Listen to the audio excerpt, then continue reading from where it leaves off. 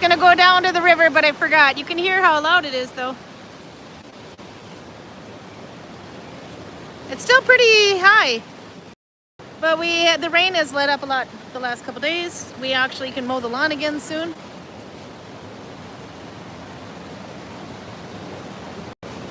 But it's pretty beautiful weather is what I was gonna say. Pretty weather and beautiful at the same time.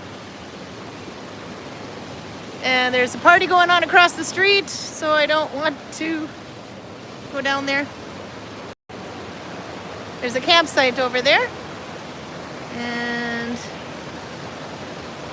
And that's just a camper, but through the trees where you can't see, like right there, there is a 40th birthday party going on for the weekend. So I kind of don't want to stand across the street for them with a camera and infringe on their party.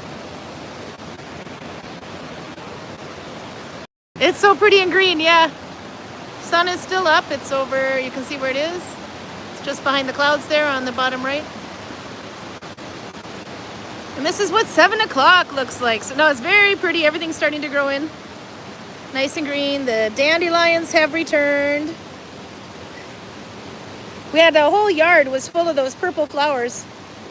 There, you can see down there. But we had to mow. So now it's not full, it's only purple along the fence. Hey, hey! But yeah, we're having beautiful weather. So this is what we're seeing today. The sun was out all day. It's been super hot. The Norwegians were dying. Everybody else was like, this is cold. What do you mean it's hot? Holger has just arrived back to the village, unfortunately, right after we left. So maybe we see him next week for YouTube if we get a chance. If you don't know who Holger is, shame on you. Holger is our German guide, and the one person Karl will probably say knows way more than him about the Viking age. Holger is a yes man. He says yes, yes, yes. He also says it's so hard to be a Viking.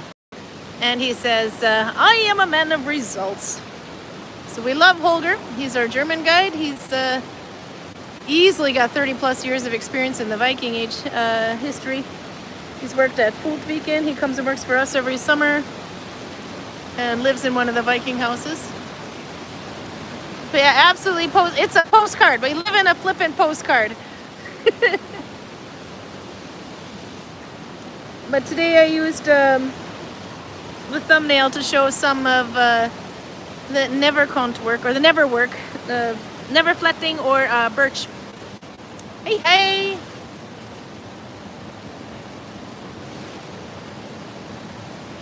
Let's see if we can see down there, but I don't think I can get down to the river. No, but you can see kind of the... No, you can't really see how high the water is. The part that was with the old bridge that is actually right through that tree, so I can't see it. But it is actually, it looks like it's raging, but it is actually lower than it was last week.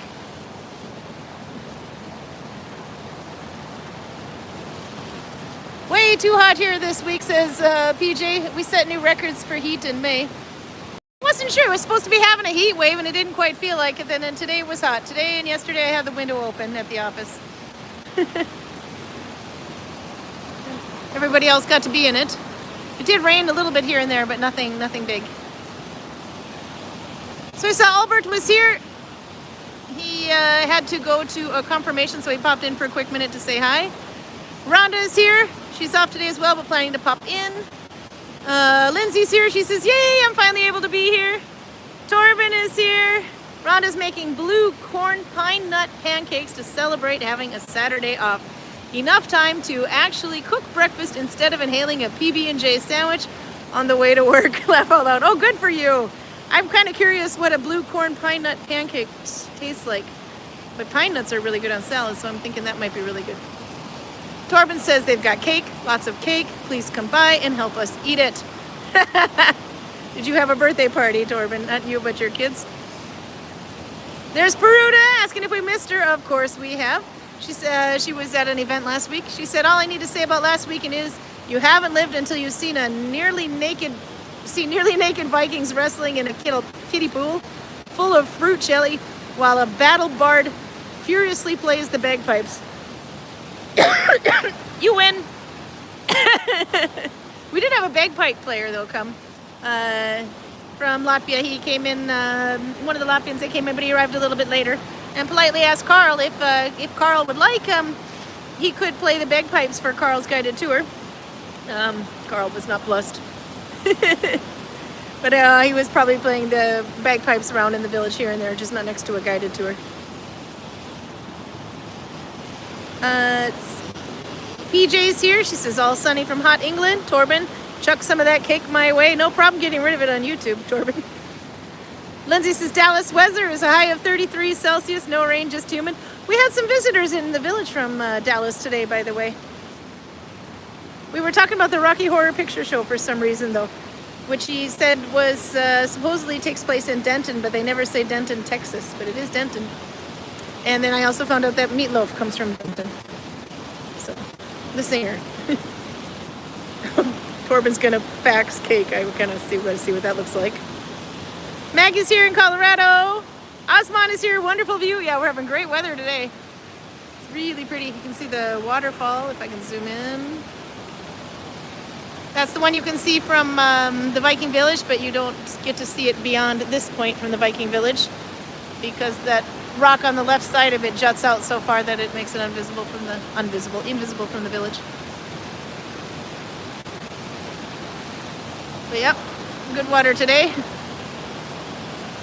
Alva turned 3 and all the grandparents worried there would be too few cakes. Oh, that is such a grandparent thing to do. I like it. Happy birthday. How in the hell did she turn 3 already? I thought she was just born. You'll have to bring her by to the village and she can meet the new sheep, Sigurd. We have a young sheep. He's about 2 years old. He's got a lot of pep in his step, which the older one, Svartan, thinks he's got too much energy, I guess. Rhonda says pancakes that are half flour and half cornmeal in the Southwest, especially Arizona and New Mexico. Blue cornmeal is very popular. Robert's here. He says, I must read the sagas. I don't remember that being mentioned in them. Which part was that? Oh, that was Peruta says, apparently at the signature event of Radzim Slavic Festival. Huh. All right. Oh, the sun came out. We get to turn around and see if we can ruin my camera lens. Let's see. A little too zoomed. There. There it is. Of course, now all you see is the sun and nothing else, and a really cool lens shear that looks like a jellyfish. No, I actually felt like I got sunburned a little bit today, and I was only outside for a few minutes. But yep, nope, can still feel the heat. I'm going inside. This is way too hot for my hoodie. But I'm glad you got to see the beautiful view. I think this is why Karl's a smoker, so he can sit out here and stare at this every day. Okay, anyway, we'll go in and play. There's a lot of fun things. I brought home some show and tell. Okay. Cat poop everywhere. Not good. Okay, but I didn't step in any of it, so we're good. Alrighty, Karl, you gonna come play with us? Okay. Did you remember go to the bathroom? No. Do you want to jump right into, well, first, we have some Peruta chocolate that we can open. The last one, I think. Peruta, not Peruta chocolate, Audra chocolate. Jeez, poor Audra, I just about gave credit to Peruta for her chocolate. Okay, so we have to show it off, because Annetta likes to see food. Here we go. South African Polish Russian chocolate would be interesting. This is Lithuanian chocolate, pergole, not to be confused with pergole from Finland. Prude is replying. Oh, I'm apologizing to Audra already. Bleaching my hair white and dyeing it green while I'm here, says Lindsay. Oh, that's a new activity for YouTube. Janneke Weisse-Hansen was in yesterday. She's a tattoo artist with green hair. She always has a trick to try to hide it for when she comes and does Viking. 72% dark chocolate, chocolate with high cocoa content. I think we've had this one before, but with like hazelnut or something, but this one is just plain. So there you go. If I hold it still, maybe you can work on your... No, don't scratch the couch. Maybe you can work on your Lithuanian. Nope, it's not focusing. Farther up. We do know that Judosi's chocolate is dark chocolate. That's one thing we've learned out of all these times. Anyway, so that we'll have... Let's see if I can flip this up. And then we can see what it looks like. I got a basket of goodies over there too. But I have to look up some information on it. They're having a party in the village right now, actually, with music and things. And Adan has a birthday today, so there's a lot to celebrate in there. Holger's back. All right. Ta-da! Pergale. Not pergale. Karl's over there snickering at me. I'm having one. My OCD says I didn't do that right. Oh, it's good. Have some, Karl. Goodbye. Cat butt. Let's see what you think. It's good. This was the good one. This means I need more. Look at that. I broke it off. Bad OCD. Oh, yeah. You have to help eat this. Okay, so today I got... Oh, too much food. This basket of goodies to show you. Asymmetrical chocolate. Is that legal? Cute with the cat there. Yep, it's legal when I'm eating it. What sort of psychopath designs a chocolate bar with unevenly sized pieces, says PJ. Let's blame it on that. Instead of the fact that I couldn't break it off perfectly. I'll take the big pieces, Maggie. There you go. No, so this technique, I have to look it up real quick. I would think, this is probably way older than Viking age, but we used it in the Viking age for reenactment, I mean. The slippers like this you'll see some people wear. You'll see a lot of these in tents. Things to store in. And even backpacks made out of this, which is called a Neverfletting. And then she also had some shoes that her daughter made based on a find. And these we will get in the shop, which is good because we don't have very many shoes. Let's see if I can fill it out for you there. But we'll get some more of these in August. Right now it's only the one pair. They are not cheap because we have difficulty coming by shoes.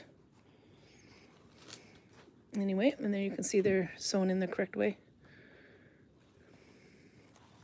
And you can see in there too. They're like turn shoes. But they're so, yeah, turn shoes. There you go, says Lindsay. So yeah, but, and it looks like she did a stem stitch all the way around. But it's such beautiful work. So I'm excited for these. And I'm excited that she'll be bringing some more. We only have 2 pair of historically correct shoes in the shop, and they're of, unfortunately, an unpopular size. But they cost like 4,000 and 4,500 kroner. But they're completely handmade turn shoes. But actually, maybe I'll look at this one some more first before I put those in. Chocolate. So these are the slippers. One of these days I'll take a class and learn how to make these. I wasn't sure if they were doubled, but they're not. This is, I think it's a single layer anyway, but then they fold them over and in on itself. On there. And this is all made with birch bark. Never is on just the inside, just under the bark, is it not? I am not sure. I believe so, but... That I have to look up because I'm not exactly sure either, but I do know somebody who makes these and teaches a class in Drøbak, or Frogn Husflidslag. There you can see that it's folded under, and you can see right there one that was kind of folded into it. What's cooking, says Annetta? Chocolate. Chocolate is cooking today. Uneven pieces, I need to feed another one to Karl. Ah! I'm so sorry. OCD killing everybody today. It's really good, though. This is the Lithuanian chocolate from Audra. The last bar of chocolate we have. But we still have other goodies from her to go through yet. So anyway, yeah, so the shoes they're made with a braiding technique, or a weaving technique with birch. It is a heritage craft, as far as I know, in Norway. How much of it overlaps into the Viking Age, I'm not entirely sure, but I'm pretty sure this is older than the Viking Age. And Karl, you had something to say about that? Everybody liking it, yeah. Yeah. But they are actually quite comfortable. If you do get them wet, though, you definitely need to dry them out a bit. And you can always use them vegetable oil on them to keep them pliable. You can see there. You would think that they were hurt, but nice and stiff and scratchy. But no, there's plenty of flex in them. In this way as well. They're absolutely beautiful. I've been trying to get a hold of something like this in the shop for the longest time. So when they brought them in today, I was like, has nothing to do with needle binding. Let's show it off. Then there's another one. This one's more commonly easier to find because it's a lot less time consuming. You don't have to try to make that foot. This is a basket square. My cat really, really wants to have the birch. So it's only borrowed for today, then I'm going to bring it back. There we go. Bast shoes were still worn in the Russian countryside at the beginning of the 20th century. Today, Bast shoes are often sold as souvenirs. Yeah. A lot of those, you'll see little ones that are just really small. I think I even have a pair myself that are just like a couple inches big. And get out of the basket, cat. Just smack him on the head. And hung on the Christmas tree. His Christmas tree ornaments, and I think those were made for, I must have got them at a Christmas market or somewhere in Norway, but I bought them in Norway because this is a very Scandinavian thing. Let's see. Then there's these, which is quite cool. One is decorated, as she called it. And, oh no, I brought two decorated ones because let's not show off the plain ones. We have to show off the really cool ones. But you'll see how it is made just to fit, and you can see how the pieces interlock into each other on there. It's almost like jigsaw puzzle pieces, the way they fold in. There you can see you've got the texture from it. This is just underneath the bark, I believe, this layer. And then here's another one with stitching on there in addition. But yeah, there you got the interlocking thing. Yeah, they're absolutely wonderful for tree ornaments. I love mine for that. So, and then it's got more of a solid base to it. So you wrap the bark around the base and kind of fold it into each other. This one also has an extra layer on top and bottom for extra reinforcement. And then she decorated the lids as well. This is the reason why I chose these two. You can do like a little stamping just like you would with leather in there, which is quite cool. And then you have I'll take it off when I have two hands. Look at the way the cork is made. It's just one piece. Sorry. And it's twisted and twisted and twisted and twisted all the way around on itself. And you get this around one of these anyway. And then you get like a cork thing, and then you get like a top. So let's see if I put this down again next to the chocolate that Karl didn't eat all of. He went outside to get some air.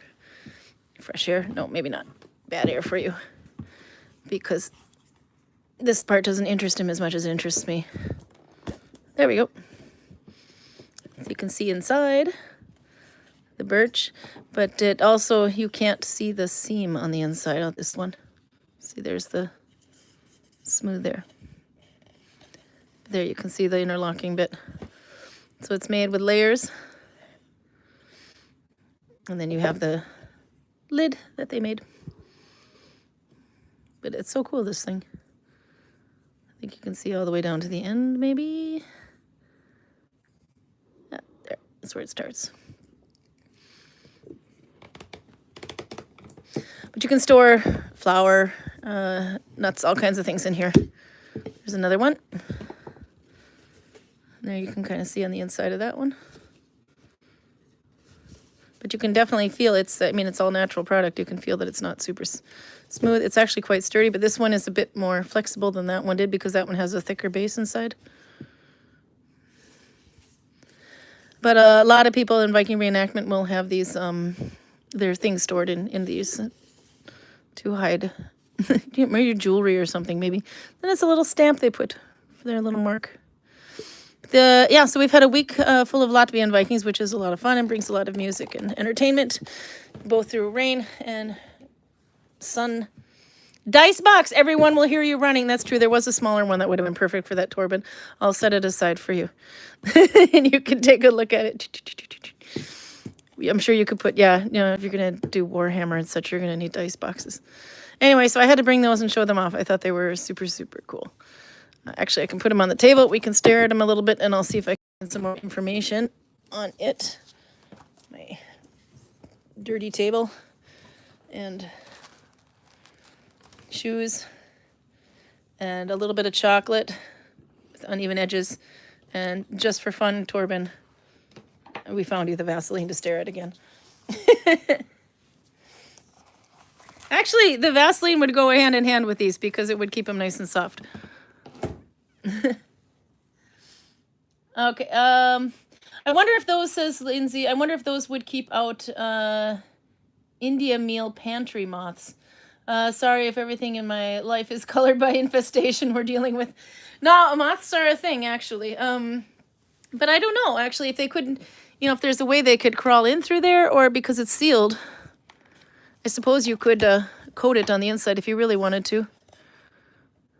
I mean, I guess where there's a will, there's a way they'll get in there, but it looks like you'd be okay. I guess if you were to store it in there for a very long time, but just for long enough to go to a Viking market. If you're really concerned, you can always, put another container inside there, and then But it's a great way to hide things. We used to keep our honey jars and things like these too, so they couldn't see. But I love, this is one of my favorite parts though, the way it's folded into each other. Okay, let's see. Yeah, they're very beautiful products, Adman. I haven't seen these in a long time, so I was super excited to see them. There is something called a Neverfletting. I have to show that. Let's see. Neverfletting is the Norwegian word, but it, of course, then I'm reading this in Norwegian. But okay, AI would say anyway, a Neverfletting is a traditional stiff and light backpack or basket that is woven with birch bark, or birch, just the underlayer of it. It has its roots going back to the Finnish forest culture, if that's right, skogfinska kulturen, but was used a lot for woods work, hunting, sonking.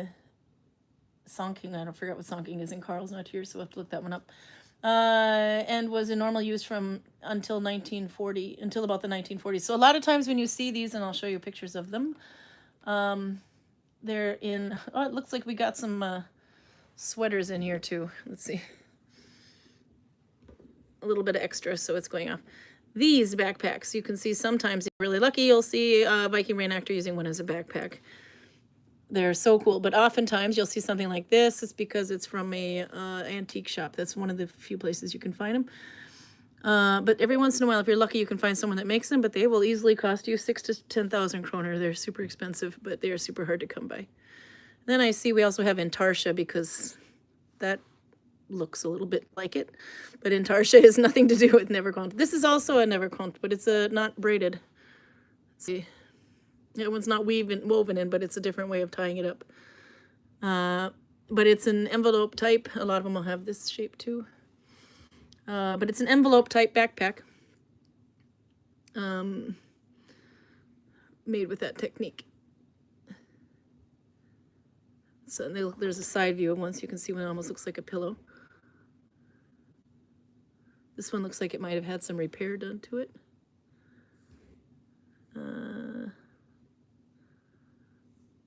There's another one made out of birch. Different design.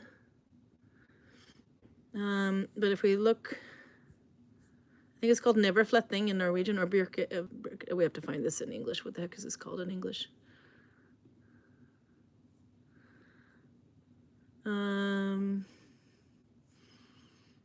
Neverfletting, let's see. Birch bark weaving.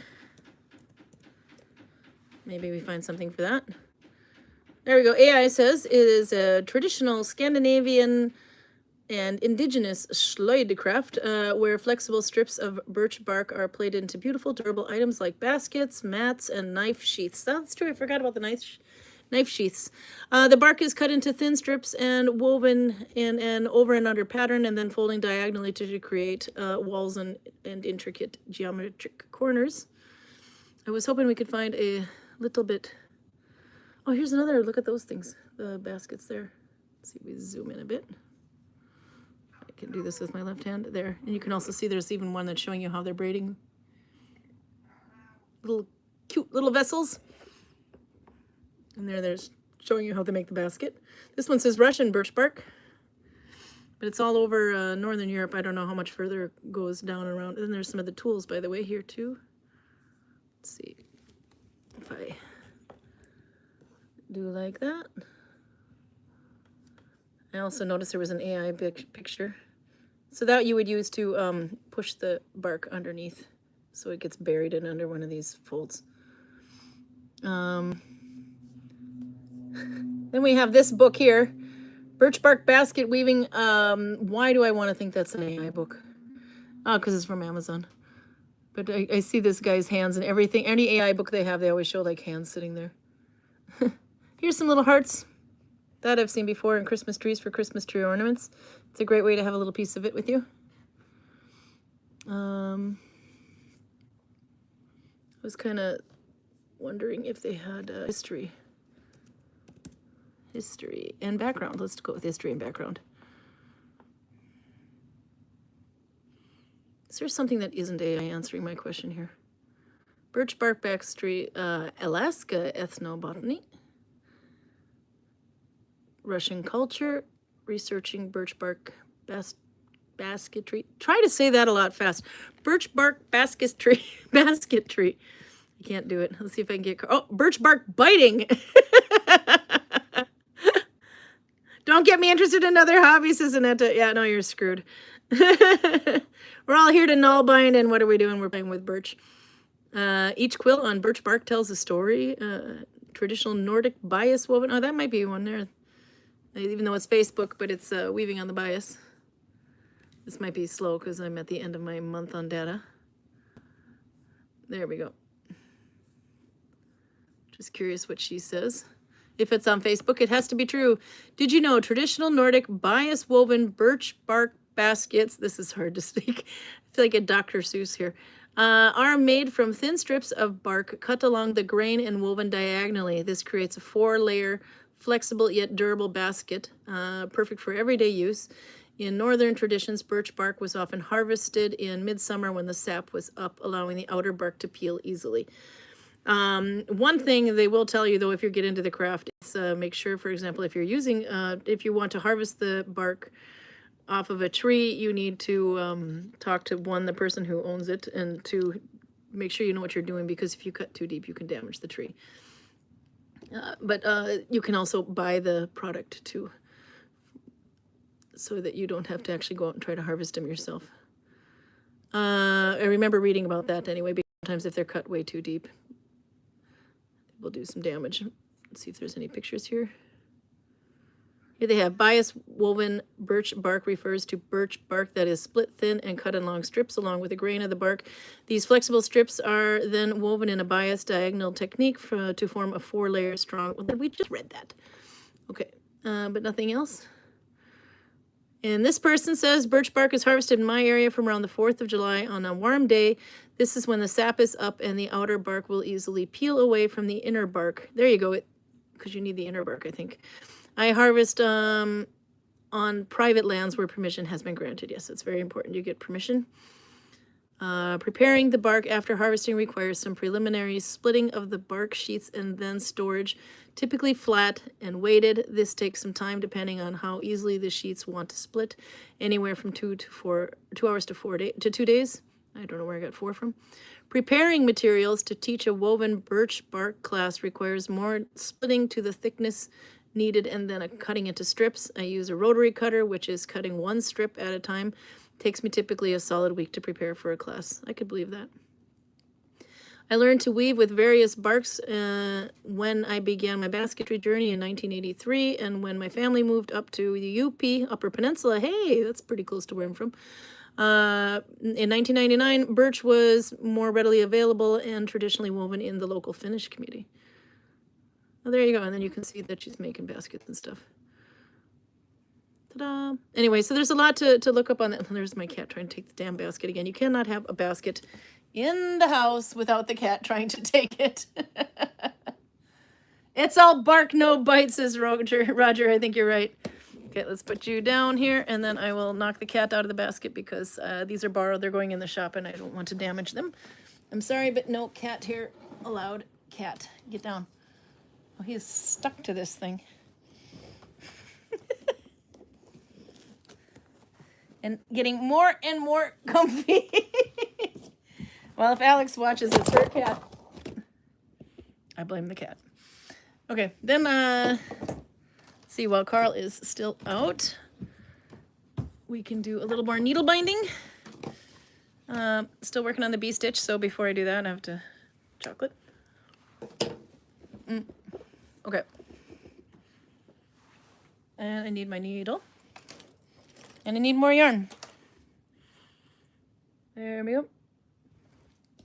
Little bonus on this one because I need to add more yarn. So I can show you how I've been splicing while eating chocolate and drinking coffee without getting stuff all over it because I'm using a white color. The color of the month, by the way, is white, off-white. You decide. Oops, I don't want to take too long a length here. I like the stitch. It is time consuming in the yarn that I chose, so I might not do it for a little while after, but I do like the texture that it makes. So this is what I believe is Justin's bee stitch, but if I'm doing it correctly, then I called it Russian 2+1+1 with the plated edge F1B1 connection. That's a lot of words. So let's see. First, actually, I'll show you how I join the yarn. That's actually kind of important. Let's see. Open up my window there. Okay. So this is my back side. I just showed everyone my back side. I will try to kind of follow the path of where I was going before. My yarn from the previous went under there, and then it kind of went here and here. So it kind of comes out at the same spot. Pull through carefully, but not all the way. Let's see, like that. So you have a tail, you can weave it in later. Okay, and then I'll take this old one and just pretend it doesn't exist. And there well, actually I do have to tighten the loops to my thumb. And I need 2 loops on my thumb for this stitch. Then I'll take the old one away and pretend it doesn't exist and continue my stitch. So I'm going to do a couple and then I'll show you how I did this stitch. And plated edge. Just so I don't lose my yarn here. But that is how I have been lazy joining yarn. So I'm joining it, but I'm not actually splicing it. Let's see. A couple more. Oh, I need to increase.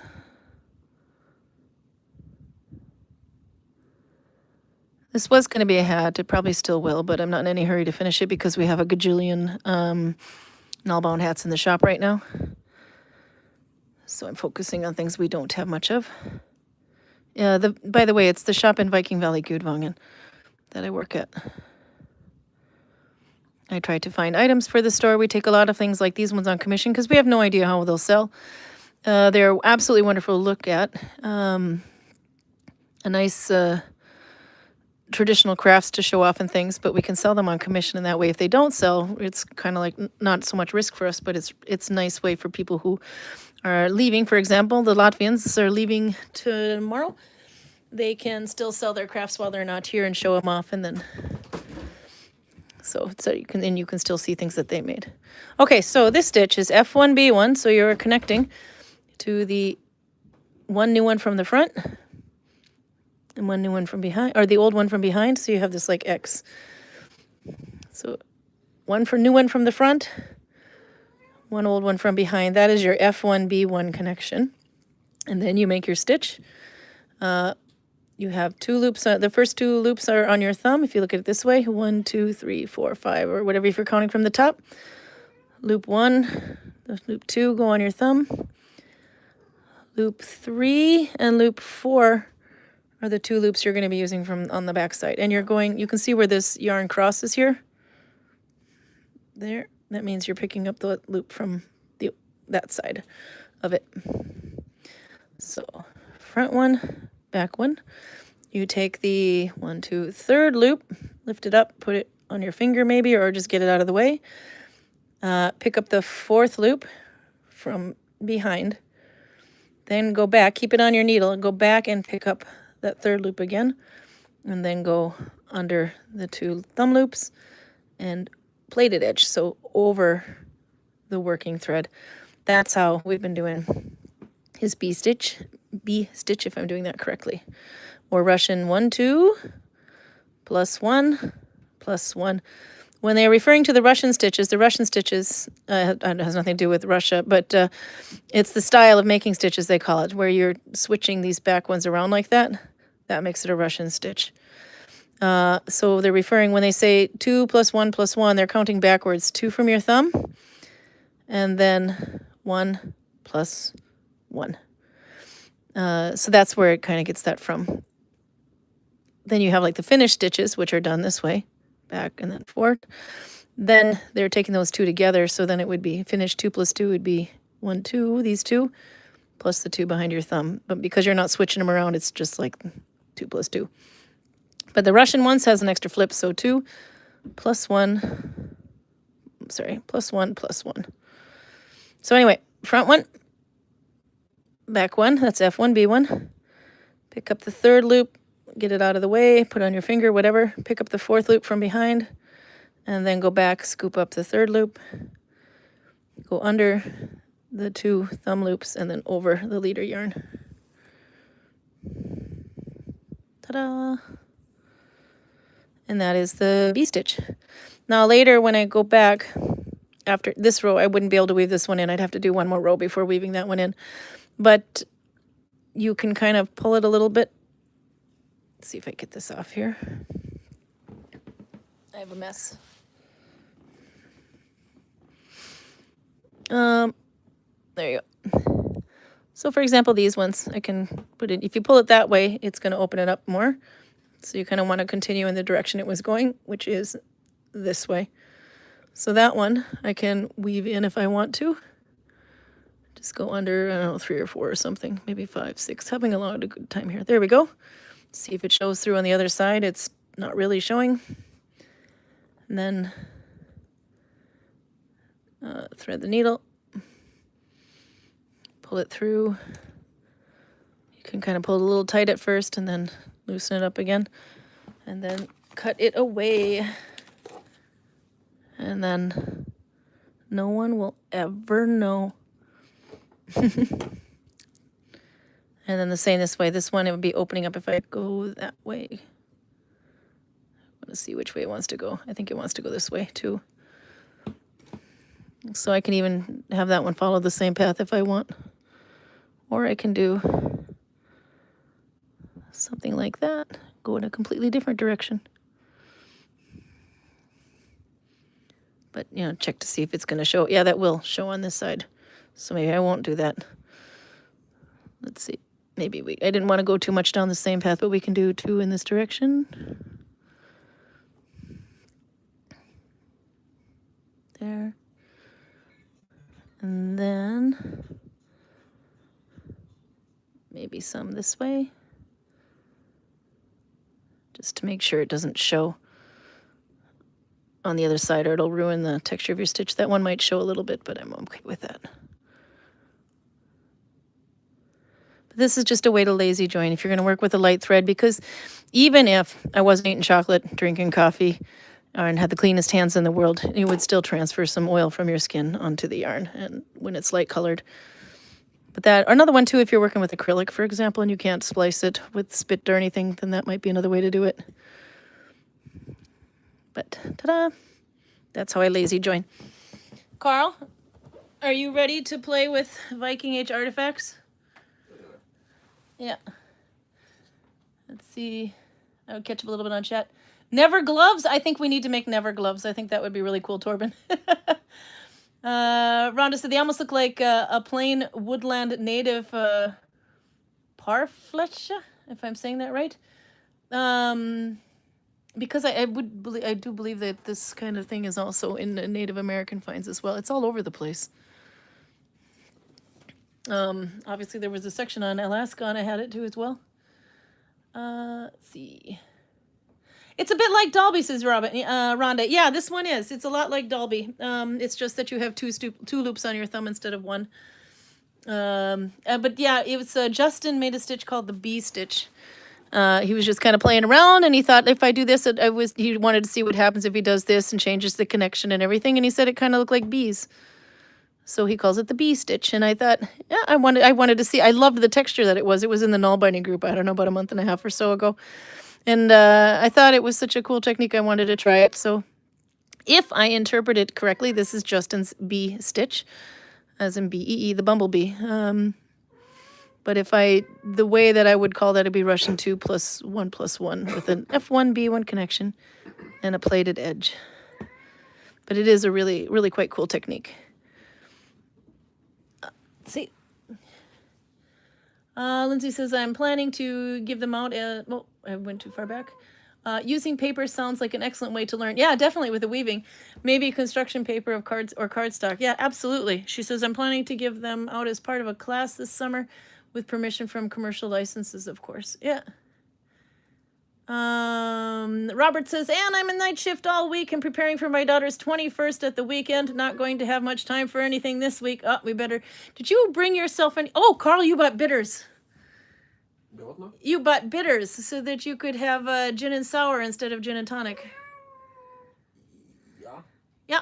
You want to go make yourself some? You really want me drunk, woman? No, but do you want to make some? Because Sandy thought that the amount of alcohol I was telling you to cut off at was not nearly enough. She says, no, I make mine stronger.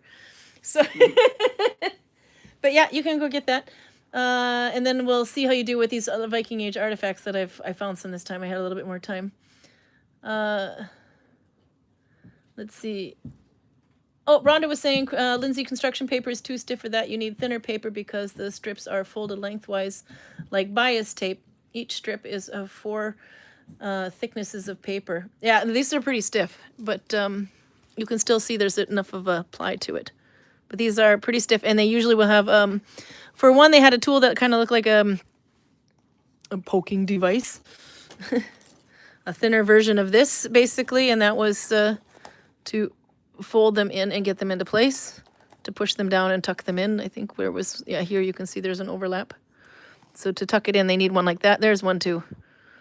So to tuck it in to get it into place, but sometimes they also have like a tong to grab it and pull it through because it can be quite stiff. But they're very solid.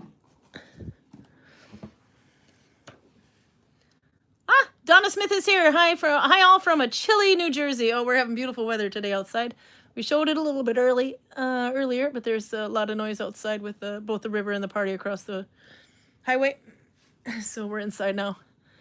Rhonda says it's one strip of paper, but you fold both edges into the center and then fold the whole strip in half lengthwise. It's not 4 separate strips. Oh, okay, I see what you mean. That's what they meant, because it's well, these ones are full strips, but anyway, because you can see there, it's not folded. But how thick it is, I'm not sure. Maybe it's dimension of how thick the birch is too. But these are so cool. Especially the slippers. I think what they might fit me. I wonder. I'm not going to put them on though, they're for sale. But here you can also use like really big sheets of it too. And then you have this almost like a puzzle piece interlocking technique to get them in. Okay. My sewing brain, says Lindsay. Oh, paper bias tape. Well, it is a lot to do with the bias tape. Okay. So then Party, is this where Karl keeps disappearing? Yeah, no, he's a smoker. And when I talk needle binding, he's like, ha! But we're going to bring on something that's more into his wheelhouse now. To bring the computer over. Oh, you got to slide that over just a little bit, Karl. There we go. No alcohol on the computer. Karl's blind, so we got to have this showing. Okay, see, there's a bit of a time delay on my YouTube. There we go. Okay, a little bit more still. Okay, and then let's see what I found. Desktop. First item today is this one. Let's see if I can make that bigger. What is that, Karl? These are Viking Age artifacts. Look at the animal. It looks to be a straight up anhang medallion. Pendant is an anhang, yeah. Look, there's a bird there too. There's a bird there, and then there's like another animal here, like a horse. There's a sun symbol. Yeah, I'm not entirely. And then, of course, the stamping with the... I'm not... The techniques are things that the Vikings used, but the motif... It smells Celtic to me. Could be. But I'm not sure. Let's talk about that hairstyle for a little bit. Is it a fish on his head, or is that a hair? Rockabilly hairdo. It's the rockabilly of the Viking hairdo again, I believe. Yeah, yeah. He's gone Elvis. I think there was a 50s in the Viking Age, You think the 50 was in the Viking Age? The 950s. The 950s? That's when everybody sported Elvis hairdos. Do not let that cat sit in the basket. How do I control the basket? You control the cat. No, I don't. Look at him. Look at him. He wants the basket. You know better than that. Control the cat, Karl. I see. Don't basket. There you go. See? You got it. Okay. Viking mullet, says Annetta. I think it could be. She could be right. He also seems to be wearing some lipstick there and some eye makeup. Lipstick is a stretch. So Well, I would say he it's eye had. Look makeup. at that. No, look. See, if I hold this straight, I can zoom. It's a bit like he's had some plastic surgery done. He's got sausage lips. It's like somebody once saw one of the Greek coins with Alexander the Great's face on it. Yeah. And then they made a copy of it. And then somebody else found that copy, got drunk, and forgot about it. And then it came back to them in a dream, and they made this. Okay. And the eye makeup? I don't think it's eye makeup. I think it just has a kind of fucked up eye. So let's see what people think. Okay. Definitely a fish on the head, says Maggie. Donna says it's beautiful. I agree. It is quite pretty, actually. Annetta thinks Viking mullet. Robert says it's a pendant, and I agree with Karl. It looks Celtic from the animal design. Yeah, that horse there kind of dragging there does. Roger says, did you read about the Viking 3,150 silver coins in a field near the village of Rena? Actually, yeah, they're about 4,400, 500 plus now. It's insane. Albert is living near there. Actually, he's at a confirmation right now. He's wearing guy liners. See? It's guy liner. And it just says... Well, if Long poofy hat, says Nolvia. It could be a long poofy hat. It does seem to have like a little pigtail thing, or a pig's tail. this is the eternal problem with art from this time period. You never know what anything is. Maggie says it almost has an Aztec or Toltec vibe in the face and animals. Elvis, says Torben. See, he also gets Elvis vibes. Mm. Yeah. Yep. And he's got like a gonzo nose. And a little teeny tiny ear. Okay, so now I'm going to turn it this way while I reveal my source here. There we go. It is, I had to look up this word. How to pronounce it? A gold bracteate. Or bracteate. Aha, okay, so that's... Bracteate, yeah. Or is it bracteate or bracteate? Bracteate. I had to look it up. But there was two different ways, I think. Bracteate and it's not a bracteate, but maybe bracteate. Anyway, so Karl, what were you thinking when Karl was sitting over on the other side of the room and I said, what's a bracteate? And what did you say, Karl? Well, I said that Birch-Weaving is water that is neither fresh nor salty. Yeah. So in a marsh that goes into the sea, for instance, you have Birch-Weaving. Yeah. So not fresh, not salty. And tit is obviously tit. So it's a tit that is not fresh nor salty. I don't know. Do you believe him? Osman knows what this is. He says gold bracteate showing Odin on his horse with a raven near his head. Plate from a helmet showing Odin on his horse flanked by 2 ravens. I was a little concerned about the raven. I was wondering about that too. Actually, I think Osman might have it right. Lindsay says I think the beast looks like the yelling dragon. It does kind of. This looks similar. This horse doesn't have enough legs to be Odin's horse. No, it's not Schleipnir, but the style of it is Fuzzy, get down. That cat really wants to. Yeah, I was wondering about this though because you got the raven. So. Yeah, or the bumblebee. Yep. Let's see what else do we have here. Annetta says, "Little teeny tiny ear men didn't listen back then either." Oh my god, that's great. Notice Karl isn't laughing. But then again, how do you know this is a man? That's true. It might not be. It might, he's got the wave. Brack teat, says Torben, a mix of salt and freshwater teats. There was a mention for Hallgrim back there, by the way, Karl, before when you went outside. I have to get way far up to find it, though. Yes, only thing missing now is Hallgrim. Is what he was saying earlier on. Oops. If I can push that, there it goes down. Okay. How would Hallgrim pronounce that word? Blocked it. There you go. This thin, Scandinavian, 400 to 600 year. This thin gold pendant, known as bracteate, if I'm saying that right, displays a deft and spirited design defined by bold, sweeping lines. That's the hair. The central face exemplifies the exuberant, high abstract style of early medieval. This guy had a thesaurus. Early medieval Scandinavian artists. The border zone, which was quite cool, was a stamped kind of thing, formed by intricate and orderly rows of repeated punch work, reveals the great technical competency. Competency of goldsmiths working in Northern Europe during the 5th and 6th centuries. The manufacture of bracteates probably originated with Roman and Byzantine, I don't know if you pronounce that, portrait medallions, presented by the emperor as gifts to important figures. Here, however, the imperial image has been transformed into the depiction of a god, perhaps Odin. I was going to say, you can only see the one eyeball. Chief of Nordic pantheon. His oversized face is balanced atop a galloping horse with horns.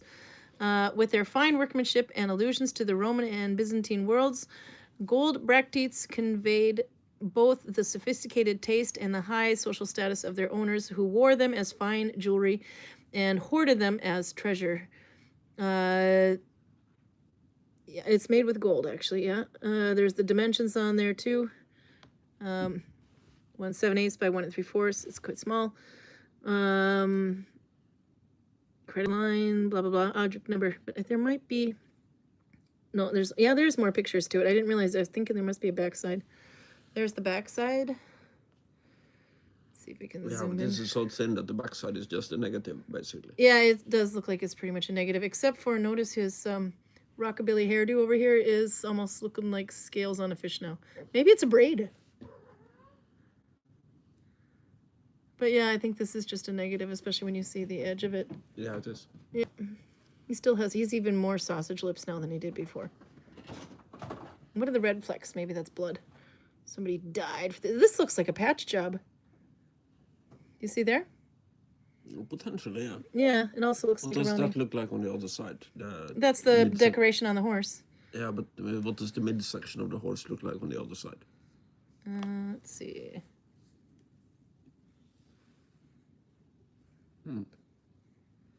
No, but it just looks like a patch job on the other side, though. Yeah. Yeah. But the patch job is so well done. If it is a patch job, you can't see it on the front side. No, that's what I was thinking. Yeah, it's done. Quite done well. And the size of this was, what, under 0.5 centimeter?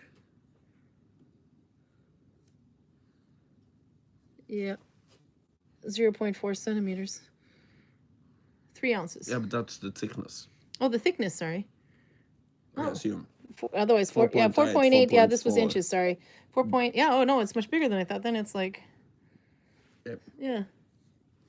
Okay, so on to the next object. This one. Actually, get rid of there. That one, and there are more pictures of this. Let's see if I can notice the thickness. Well, it's a brooch, but not a turtle brooch. These have another name. You can see the, there we can move these around a little bit. Oops.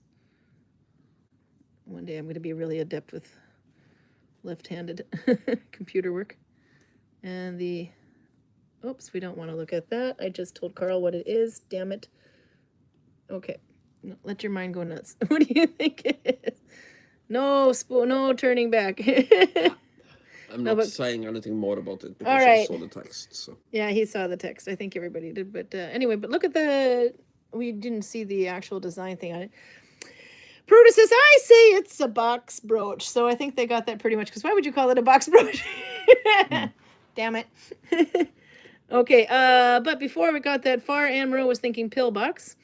Torben said solar cross sun wheel. Hector says it's a Bitcoin. And then she says, I say it's a box brooch. At that point, I gave it up. Yeah. Robert says it's a pin brooch of some sort. Yeah, look at the little beasts on there. I know that box brooches are a thing. But are they actual boxes? Can you store things in them? Well, that's what I was wondering with the additional photos. Kind of have to pull them up. Because, see, look. I don't know if you can actually open it, though, and put anything in it. There was no picture of the underside. But there you can see, like, a pin could go through there. And I would say that they're probably just shaped like boxes. They're probably not actual boxes, even though that would be cool. It would be quite cool. Are we still doing What Is This games? Absolutely. Adrian's here, by the way. We missed you on the 17th of May. Get the cat out of the basket. You cannot be in that.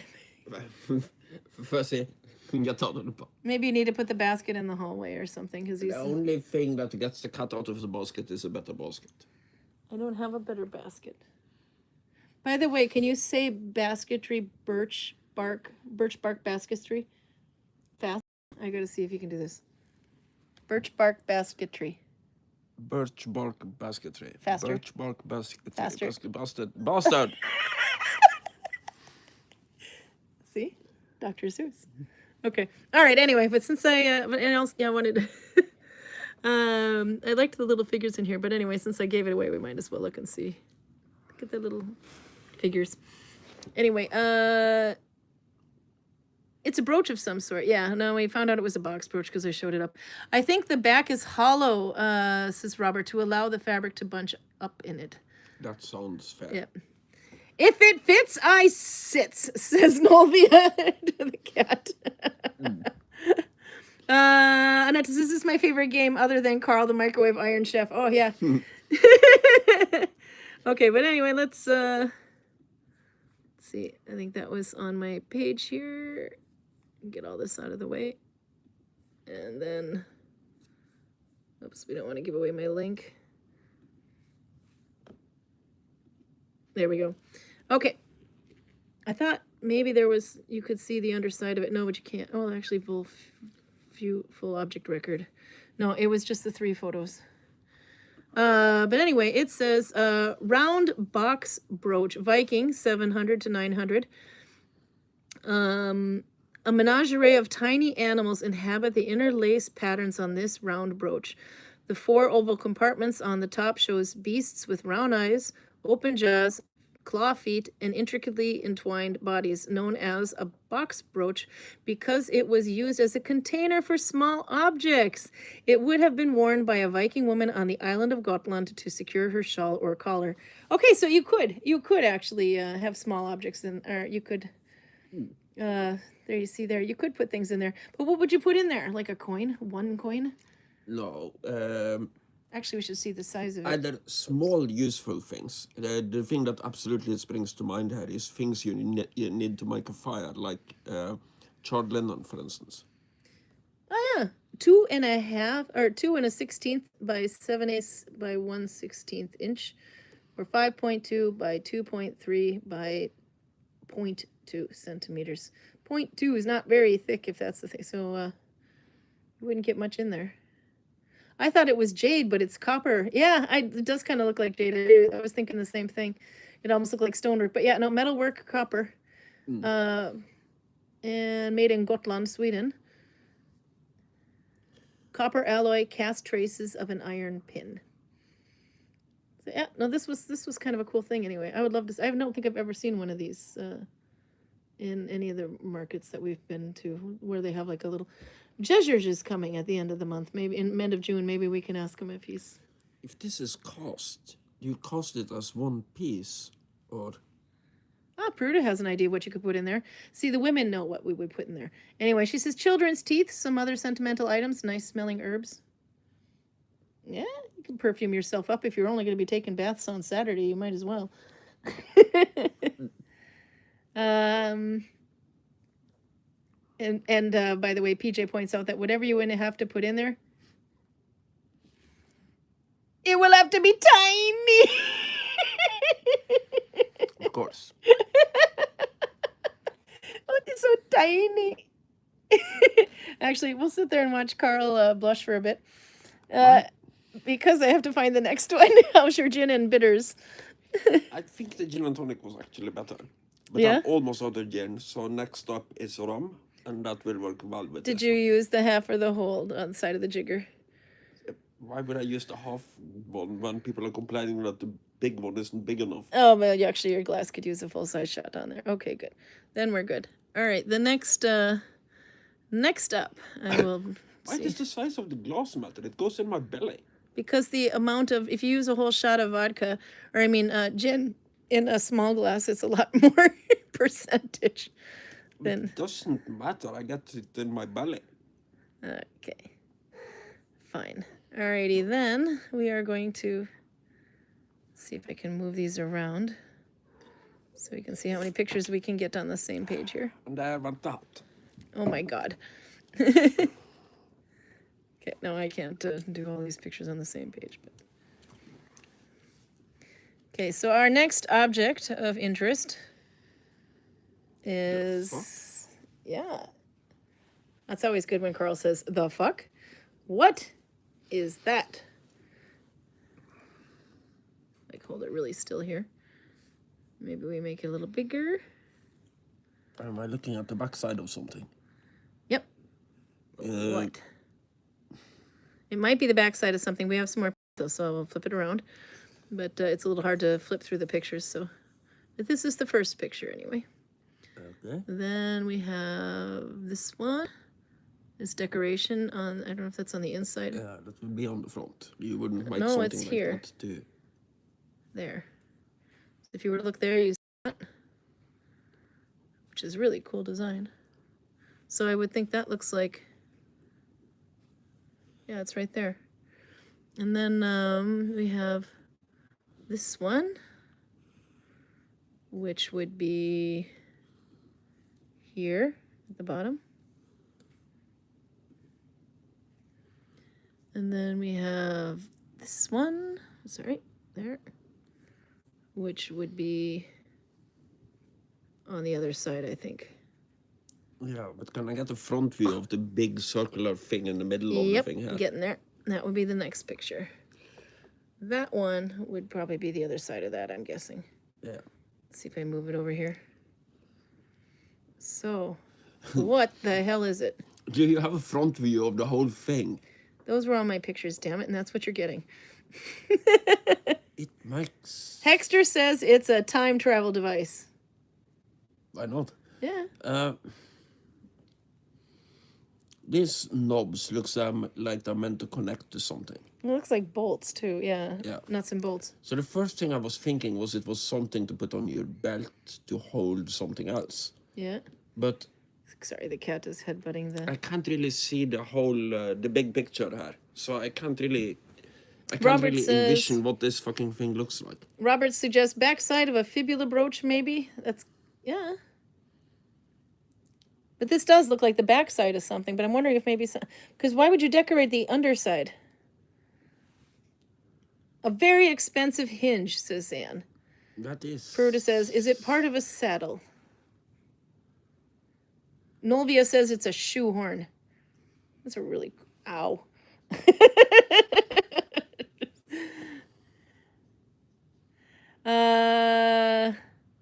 By the way, as far as you were talking about the glass, he's sort of correct, but says Lindsay, but so are you. Smaller glass equals alcohol is consumed faster. The amount of alcohol is this, but the amount of alcohol is the same. Yeah, okay. Annetta says, I have a sign in my studio that says, drinking rum before 10 a.m. makes you a pirate, not an alcoholic. And PJ had said earlier, though, she says, I thought of you a few days ago when I saw this nest of baby birds on a live cam. They were so tiny.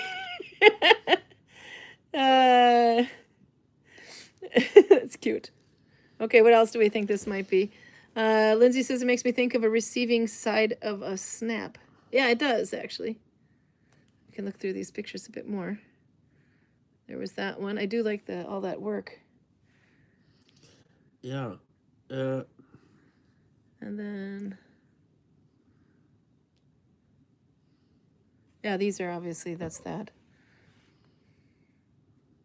And there was the one other picture around here somewhere, this one. Oh, Because when I look at that part separately. Sorry, this part. This is the round box brooch. Sorry, there we go. That looks like if you connected the connection points, and this is kind of the upside. Mm-hmm. Then it might be something to hold, for instance, a sword in your belt. I've never heard about anything that looks like this from the Viking Age, but... Door handle, says Annetta. Well, actually, it'll help if we know what size it is, but that would be revealing more than the... anyway, I don't have that much ahead of me, but if I go back and we go forward a bit, it is a bow brooch with disc. Originally, these pieces were joined as one. The disc formed the bottom of a round box that was affixed to the arc of the large brooch.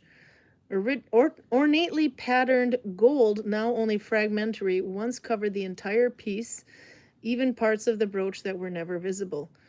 So it's called bow brooch with disc, early 700s, Vendel. Copper alloy with mercury gilding and garnet. And the size, actually, this is what I was kind of curious about. 8 by 8 and 1/16 by 2 and 9/16 by a half an inch, or 20.5 centimeters by 6.5 centimeters by 1.2 centimeters. And then the box would be 1.5 inches or 3.8 centimeters, and the bow would be 3 and 3/16 inches by or 8.1. So it's actually kind of big. So I'm going with door handle on this one too. I think she's.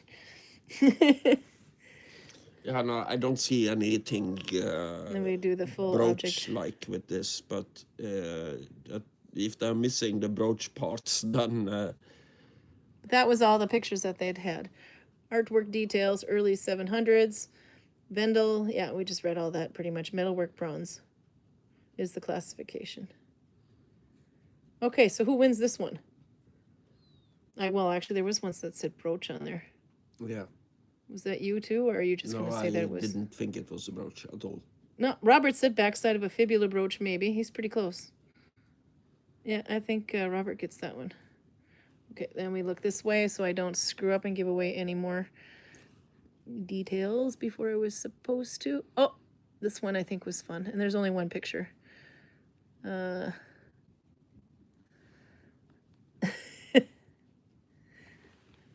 What the hell? Dimensions. Yeah, not going to tell you the dimensions because that ruins half the fun of it. But actually, I wouldn't know without revealing my source.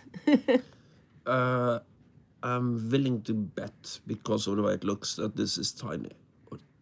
Like... I'm sorry, it's what? Tiny. It's like, so... Like a centimeter or two at most. You're not going to say it's so tiny and make us all happy? I've said it twice, woman. Stop okay, it. Fine.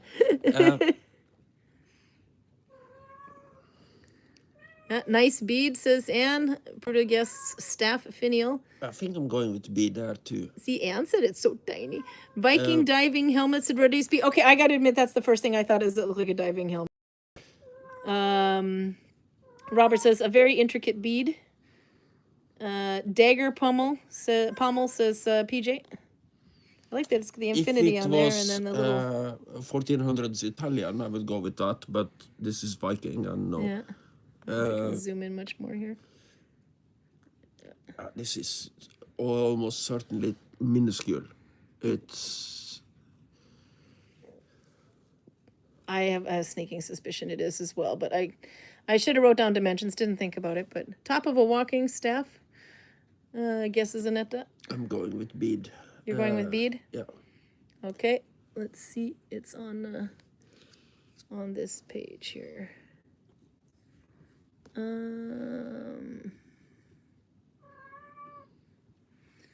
It is a terminal for an open ring brooch. So actually, let's just jump ahead and see the dimensions.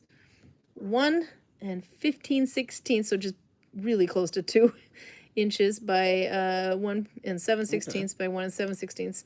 1.378 pounds. So 5 by 3.7 centimeters by 3.7 centimeters by It's more than twice as big as 625 grams. That's actually quite big. Yeah. But Terminal for an open ring brooch. It kind of reminds me of the thistle brooch you have, maybe. I don't understand. But it's really big for that. So the end of the needle goes into this thing. Maybe. Although a fragment, this brooch terminal is our brooch terminal. What the hell is a brooch terminal anyway? It's like an airport terminal. It's a place to park your rings. I would say it's where the needle goes. If you. All of the answers are brooches today, says Ruddy. Well, you haven't seen what the next object is. Okay, and technically one of the finest works to survive from the great age of the Vikings. This is circa 950, by the way. The silver sphere, now slightly dented, was hollow cast, and virtually its entire surface is decorated with niello in an early Viking style known as yellinga or mummen.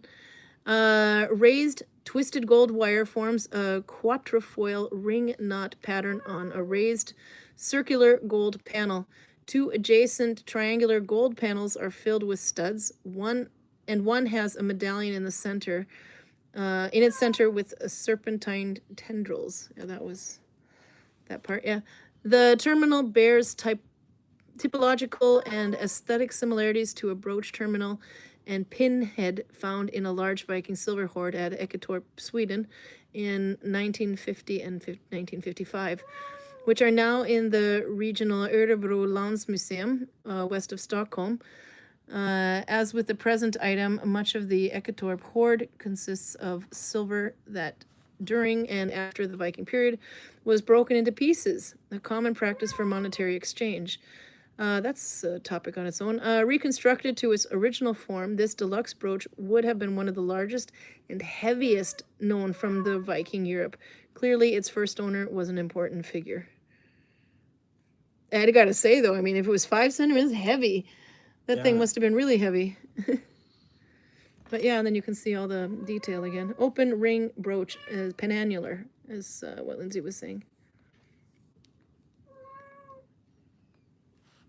But yeah, you can see a little twisting and then those little studs that they were talking about and the album. But holy crap, though. I didn't realize it was that big. I kind of want to go with the top of a walking stick now. Let's see. Silver, gold, and yellow. Yeah, and then we saw the size. Yeah. Is it an end cap for a brooch pin equals terminal? That's what I was wondering, actually. Nobody was asking. Is it an end cap for a brooch pin? I feel like your thistle brooch had one. Yeah, it doesn't have an end point. No. Oh, okay. Open ring brooch equals penannular. Robert says, oh, for fuck's sake, I should have gotten that. It's like the later Celtic thistle terminal penannular brooch from Ireland. They are huge. Terminal equals end. But yeah, do you have yours on you, your thistle brooch? Yeah. I was going to say, let's look at yours. If they're thinking about like the thistles, like the seed pods at the end of this. That's what I was wondering, but it's huge.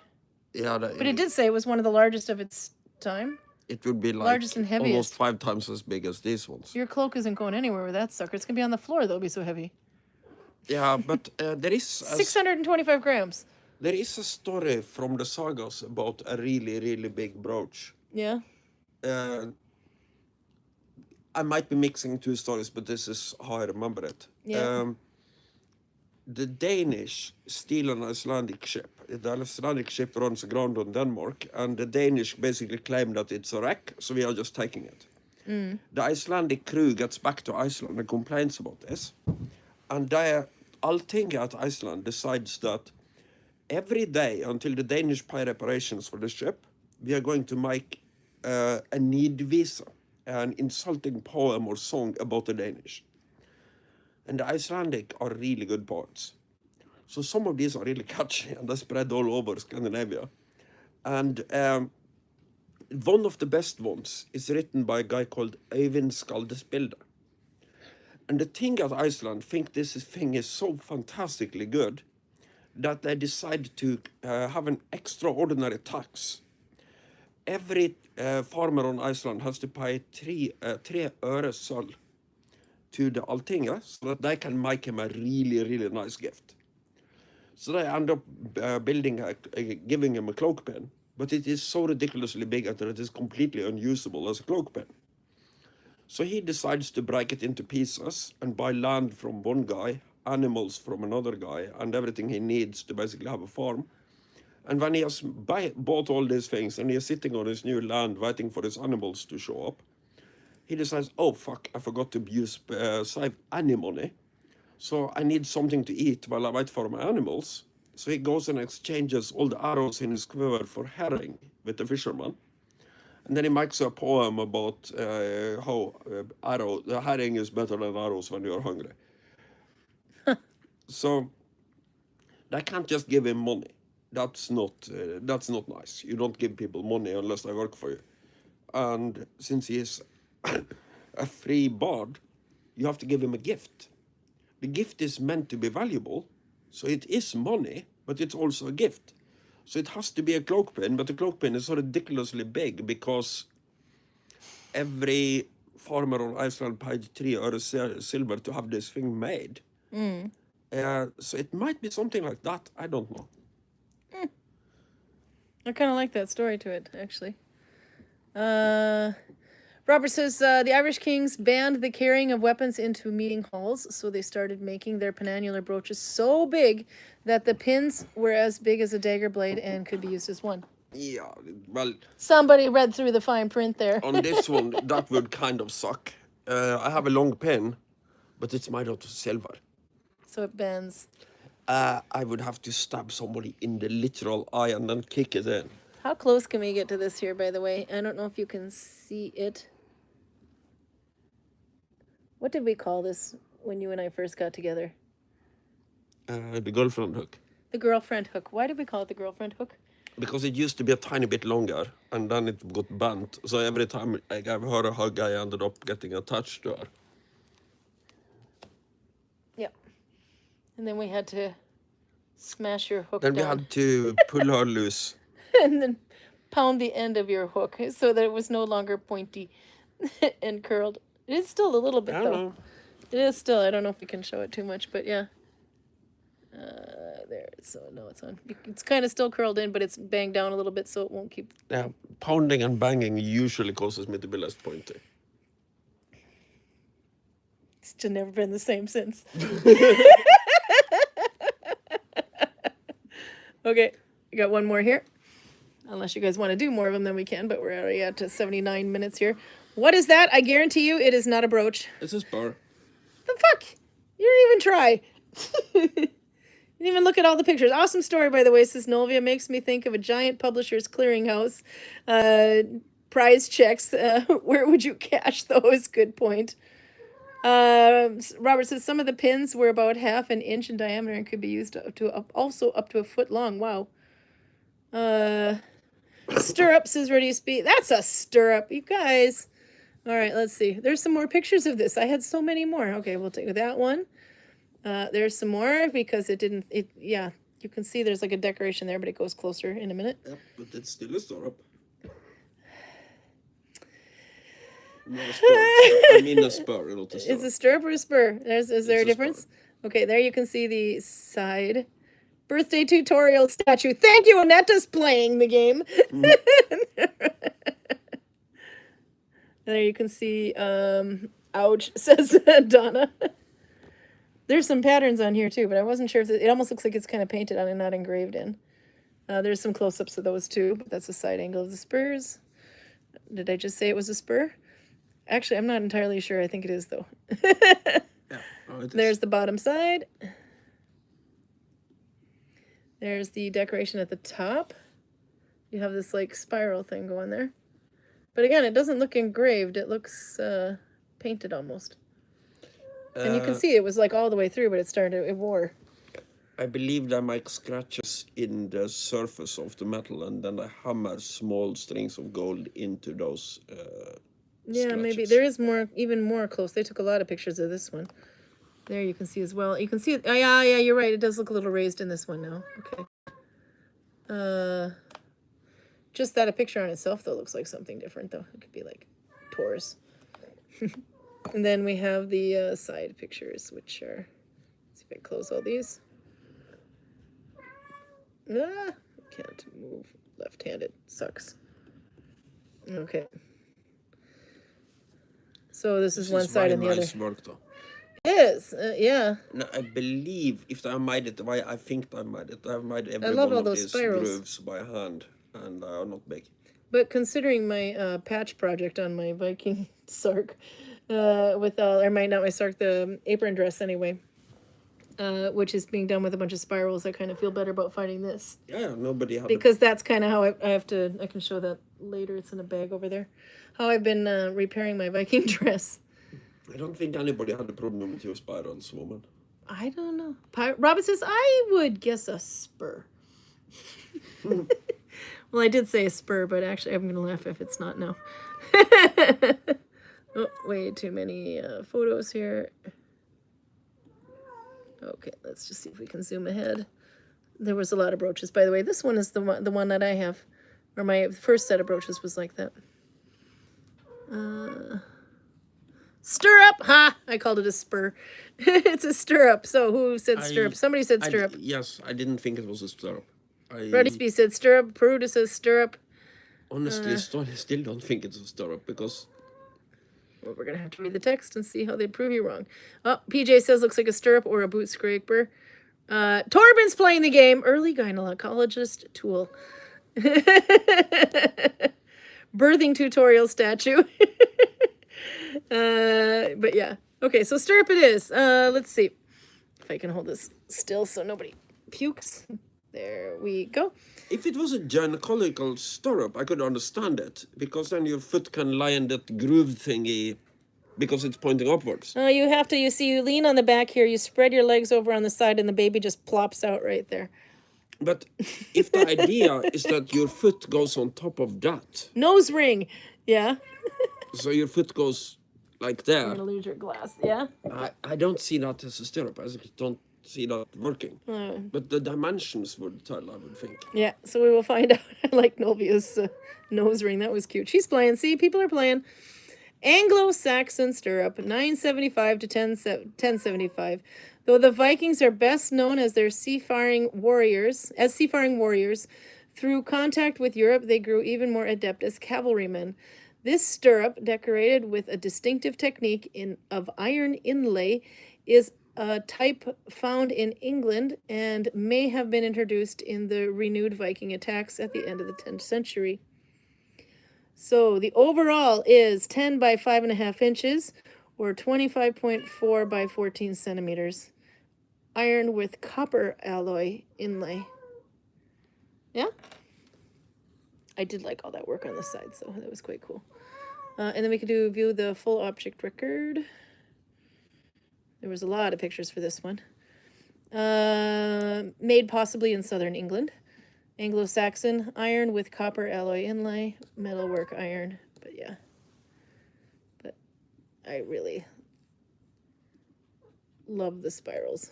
I think that's so cool. So now, if I put this up a second, and then I think I might have one or two more if we want to keep going down this rabbit hole. That's up to you guys. So my dress It has embroidery on it. Oh, I have to flip this up so we can look at more than just my boobs. It has a lot of embroidery on it. So if I could patch it like this dress, take both out. I will go outside and have a Yeah. cigarette, and then I come back and drink some rum when you have finished looking at your Rum, boobs. that's gin. Oh, you got rum This too. Oh my is God. I'm sorry. Here, wait. It was nice knowing him, wasn't it? No, but see, normally when I patch, then it's just patch upon patch upon patch. This is the original dress, by the way. So this is pretty much turning into a gambeson Karl could wear soon. But anyway, patches upon patches upon patches. But when you have embroidery, you can see, then you're covering it. At some point, I was keeping track of my embroidery on here so that I could follow and embroider it back on if I wanted to.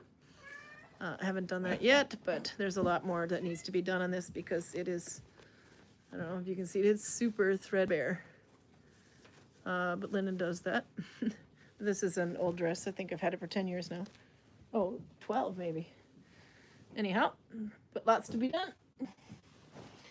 So then I have, this is my dress with the petroglyphs on it, for example, but it's just gotten holes over time. This is Shetland wool. There you go. You can see here's like an outline of a piece.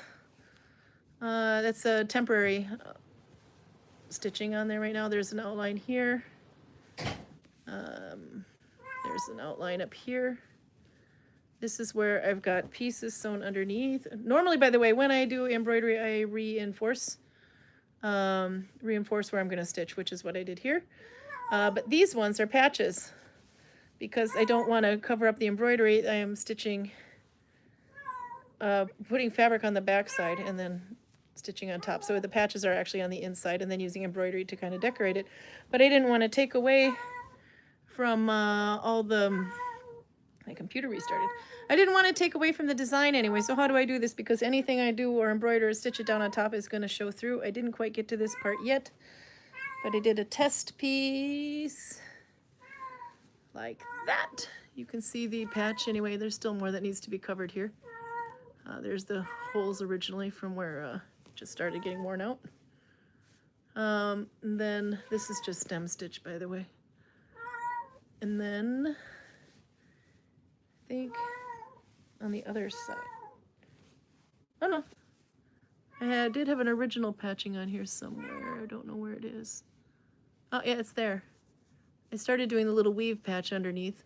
Didn't like the way it was looking on there, so I only did that one patch like that, and then as more holes became, then I decided I need to do something different. So spirals with up to 3 colors, I think, will do.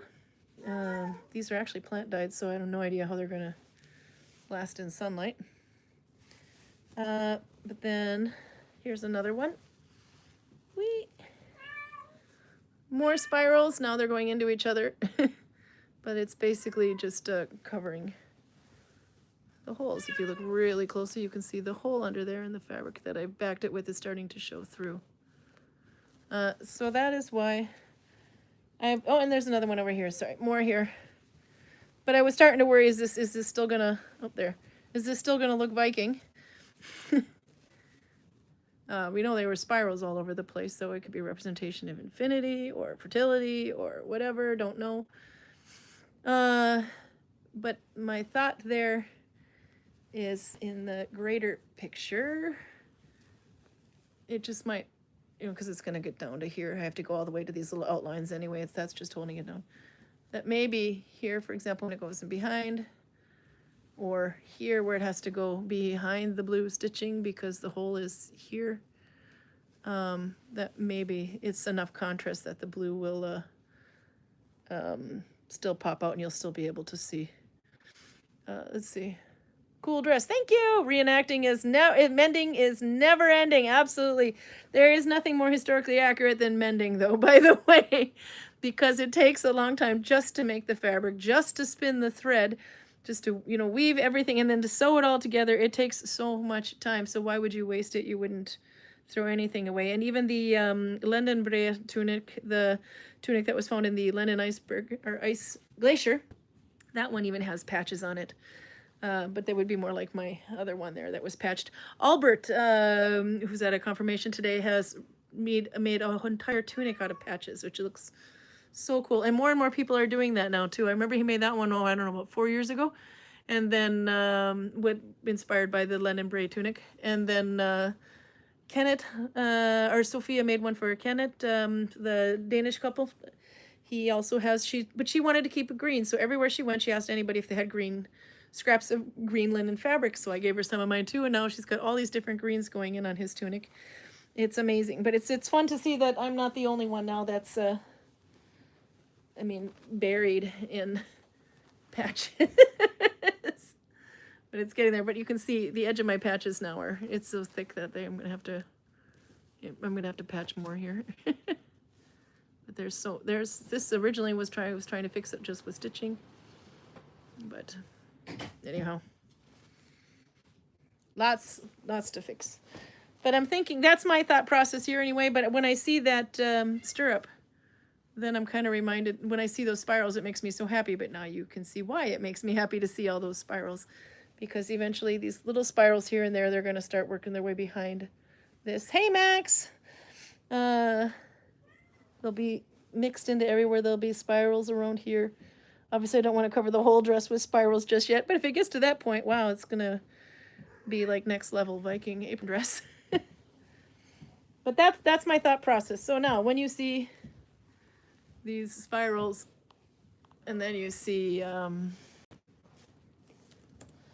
if I can, well, actually my computer's still loading, it just shut off. But spirals, where's the other one? Spirals, all these spirals. Then you can see why this makes me so happy. Has he shown off every individual spiral yet? I showed the patches too. Let's see. Oh my god, so many pictures I had opened up.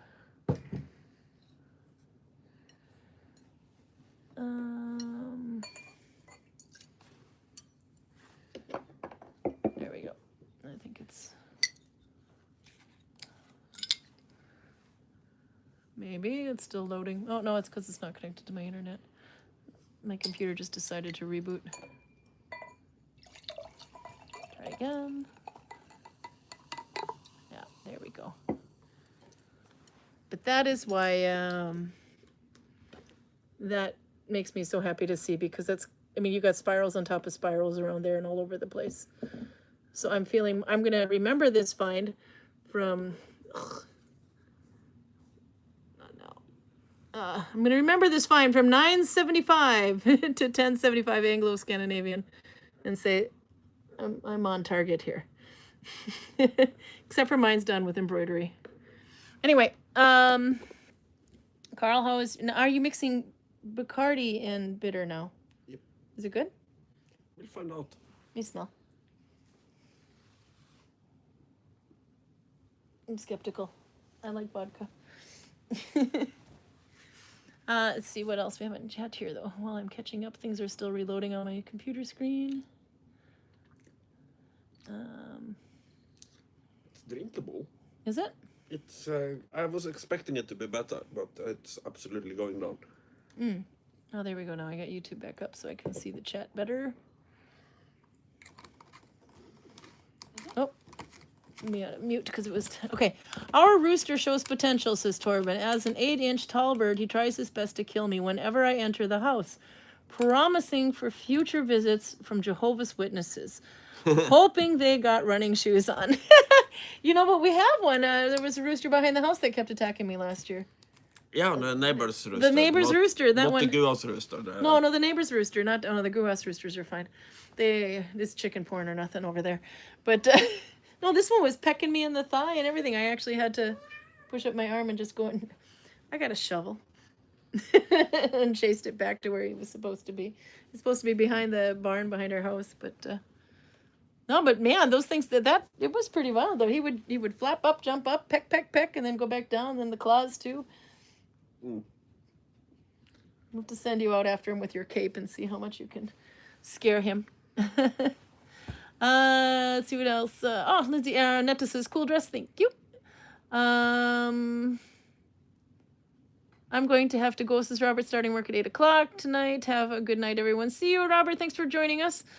Yes, says Torben. The greater demons of Nurgle fell asleep, and now Daddy can have his gin and tonic. Mm-hmm. You were totally teasing him, and you didn't even notice it. Going, look. I'm reading backwards here. The Viking baby extractor. That's what they were talking about. The spur.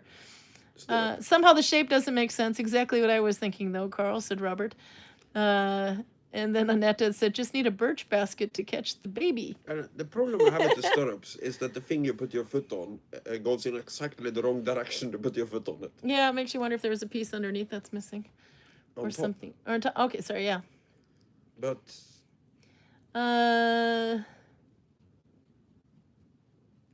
let's see. Also true of mascot suits for performers, says Lindsay, by the way. The mending never ending. Attempting to make a full clothing piece from scraps like a crazy quilt gives me nightmares, says Lindsay. Yeah, that's not for the weak or faint-hearted, but you should definitely see Albert's tunic is really quite cool. I wonder if we can find a picture of that at some point. We're getting thunderstorms again, says Anne, in 2 days. Wow. Cat looks thirsty, Karl, says Torben. At least he's not sleeping in the basket with stuff I have to bring back to work and put its... Yeah. What else do we have here? PJ says, I have to admit that instead of Nalbinding, I'm trying to paint a duckling eating daddy long legs. That's a hungry duckling. But daddy long legs, those are, you know, the ones that... Yeah. What do you call those in Norwegian? Those spiders with the really long... They're skinny. It's like a little button top with the really long legs, and they're everywhere at one time of year. I think we just call them spiders. You have to be boring. Generally speaking, we are done. All Norwegian spiders are harmless, so we just call them spiders. I'm looking it up now. Daddy long legs. It's not sort of like you have to distinguish between... cellar spiders. Or... Oh my god, how do you pronounce that? Phol, Fol, and then Cidae, Cidae. Okay, now we have to look up Folcidae in Norwegian. There is an insect we call langbein in Norwegian. That is directly long legs, but that's not a spider. It's a thing that flies around with long legs. Oh yeah, no, this one didn't. Oh yeah, no, that one. No, that's not the same. No, it didn't translate. Okay. PG says to, oh yeah, sorry. Yeah, and Pruda, I agree with Pruda here. She wants to see it as well. The painting. Radisby says, Lava, this reminds me of when I got attacked by a crow the other day. Oh my god. I thought this is the kind of shit that only happens to Australians. You tried to get me attacked by the oyster stealer today, and that was pretty anticlimactic. The oyster catcher. Okay, the oyster catcher, if you don't know what that is, it's not a bird that you see too often. Not even here. Let's see if I can find a picture of it. There's a couple here. Okay. These are the oyster catchers. The biggest notable thing, except for the algal in the middle. Sorry, there you go. The biggest, most obvious giveaway is that big, long orange beak. But there you can go. You can see why it's an oyster catcher. Anyway, but every year these ones, there's 2 of them that come back to the same spot on the same roof. And they're really pretty when they fly, by the way. And you can see that pattern. You can see the red eye and the big long beak. Anyway, but they come back to the same spot every year. They have their babies and then they go away. And either it's the next generation that comes back or it's the same ones. The same ones, at least for now. Yeah, but over and over again, and it's been like 4 or 5 years in a row, no, 4 years in a row since we've had that roof there that they've been coming back to the same house. I remember from them for 3 years at least, but... And then every year we get the tourists going, because it sits there and goes chirp, chirp, chirp, and you can get really close to it. I think if when you're with about 1 meter, then they start chirping, because the tourists go up and they try to take pictures of it and think, oh, isn't it cute? She's just chirping the whole time. But no, she's sitting on eggs. And she's telling him to get the fuck away. And then meanwhile, Daddy is sitting on the other side of the roof staring at him and swooping down and chasing everything else away. But it's a pretty diligent little couple. But they don't care about me at all. No, but that's the thing. So I don't know, because usually my cats, for example, back in the day when you would pass them, they would run and hide because you were wearing this big sheep's fur on you, we thought. Yep. Or so we thought. But now, all bets are off. No, I think it is as simple as I'm a known quantity for them. All the tourists are unknowns. Mm-hmm. So they know that I have been around forever and I'm not a danger to them. So they don't freak out when they see me. No, that's true. But then you were also not doing this to them like the tourists do, because it's just above, it's, I don't know, about 2 feet above your head, I guess is where it would be. Yep. But yeah. Not that much even. When I No, was not really. right No, there, the bird was like Yeah, there. but you were right under it and it didn't say anything. But normally when they get about within a meter of them, but maybe it's because you weren't part of a large group either. Yeah. But then it starts chirping like mad. But yeah, soon the babies will hatch, and then they'll be running along the roof, and then people will get nervous because they're so afraid that they're going to fall down, and at some point, they do fall down, and then they start waddling, and then everyone's afraid they're going to get trampled. So then they try to put them back up on the roof, and the mom's probably sitting there going, "Shit, now they got to fall down all over again," and they do. And eventually they kind of waddle off and we don't see them again until next year. They come around April, May. But yeah, I guess we're due to have, but now, we're due to have chicklets soon. But, seagulls, how are they when they make nests on top of the roofs of some of the Viking houses? Extremely territorial and annoying. Yeah, they are extreme. Yeah. Those ones will squawk. I had small American girls wanting to shoot the seagulls when they were on orchard today. Really? I told them, don't do it. My boss will get angry if you shoot a seagull. But if you see a drone, you're allowed to shoot it. Yeah. I gotta say, though, the expectant mothers or parents of both seagulls and the oyster catcher pair will always attack a drone. That's actually quite a good thing now, because if you try to fly one over the village, then they will go up and they will chase the drone away. I wonder what that would look like on their camera, though. Just... Get away, get away, get away. Maybe. Amaral says, saw part of a documentary today about this giant's figures in the desert. I just saw my face zoom in on the YouTube. Figures in desert in Peru or so, and they wondered how ancient people could make such intricate figures as spirals. Well, it's a spiral you could do. But even those other ones with the triangle and the dots, it's a stamp. The Nazca lines are impressive. I need chocolate. But it's one of the things that people who think that everything comes from aliens keep going back to, because you can't really see these patterns unless you see them from above. And crop markings, they are enormously big. But the thing is, the people who made them are not fucking idiots. And they are trying to communicate with gods that they believe to be above them. So obviously they will make a pattern that is visible from above. It's no rocket surgery here. And you don't need aliens to explain it. So who's making the modern day crop markings? What are you talking about? And there's crop markings found. This has nothing to do with crop markings. I'm talking about the Nazca lines. Oh, okay, fine. I'm talking about crop markings too, though. Who's making those now? People with tractors for the most part. Okay. So much for that conspiracy theory. Okay. PJ says, Daddy Longlegs isn't a spider, it's a large winged insect. I mean a crane fly, not a spider. Okay. Torben says, Jardar the oyster stomper, lesser known Viking from Kaupanger. I'm sorry, not Jardar, but Yardar. Yardar the oyster. Okay, would you like to explain? Is there a story here? I just suddenly thought this was a Sogndal story. No, but Jardar sounds like something somebody from Kaupanger would call their kid. Yardar! Prudis says, at my work, there's a pigeon nest on the balcony outside my classroom. Everyone is super excited to watch the tiny, she used big letters, so you have to do that, creatures. Max says, also last week, the Wi-Fi at the lake had some issues, and that's why I had trouble understanding what you're trying to say. It could be because I talk too fast, too. But no, I do. I talk fast. Here, you need some more chocolate to go with that. Big piece. That time I got it on the line, though. See? I'm getting it, the hang of it. Peter says, modern crop circles are a hoax created by farmers dragging planks. Okay, so much for that. Maybe archaeologists never made children's drawings, said Anne Moreau, in regards to the spiral thing. I had 2 more things to show, by the way. Oh, Annette sent some pictures too. We have to look at those. The resin. For one, Audra has made a super sexy knotty length size socks. We have to show those. Those were quite cool if I can find a picture of them.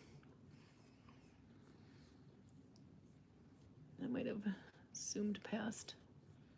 Anyway, it should be on my notifications somewhere. Oh, there might be on her page. Yep, there they are.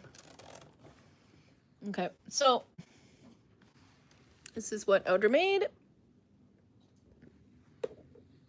Check out those socks. Knotty length. 60 knotty length socks. You just keep going and going and going. So, and they're beautiful, and they match the dress, by the way, that she just made. I sent her this. Te amo. Sexy knotty length socks. I love these. Then, of course, she says te amo too. She loves me too. Sorry, I can hold this still. So I thought that was one cool thing to show off. So good job, Outer, by the way. That's a lot of work. Okay, then Zika Kepa wrote a book, a Nalbinding book. Haven't seen it, but she comes to the village once a year or so in the summer. There it is. You can see it in a couple of the Nalbinding groups too. There she is. This, if you see this post here, that's Zika Kepa. Hello to everyone. I hope you don't mind me sharing it here. Thanks for taking a look, and I'd be happy to answer my any questions. I do have a little tablet weaving booklet from her, by the way, in the shop, which is really quite cool, and it comes in many different languages.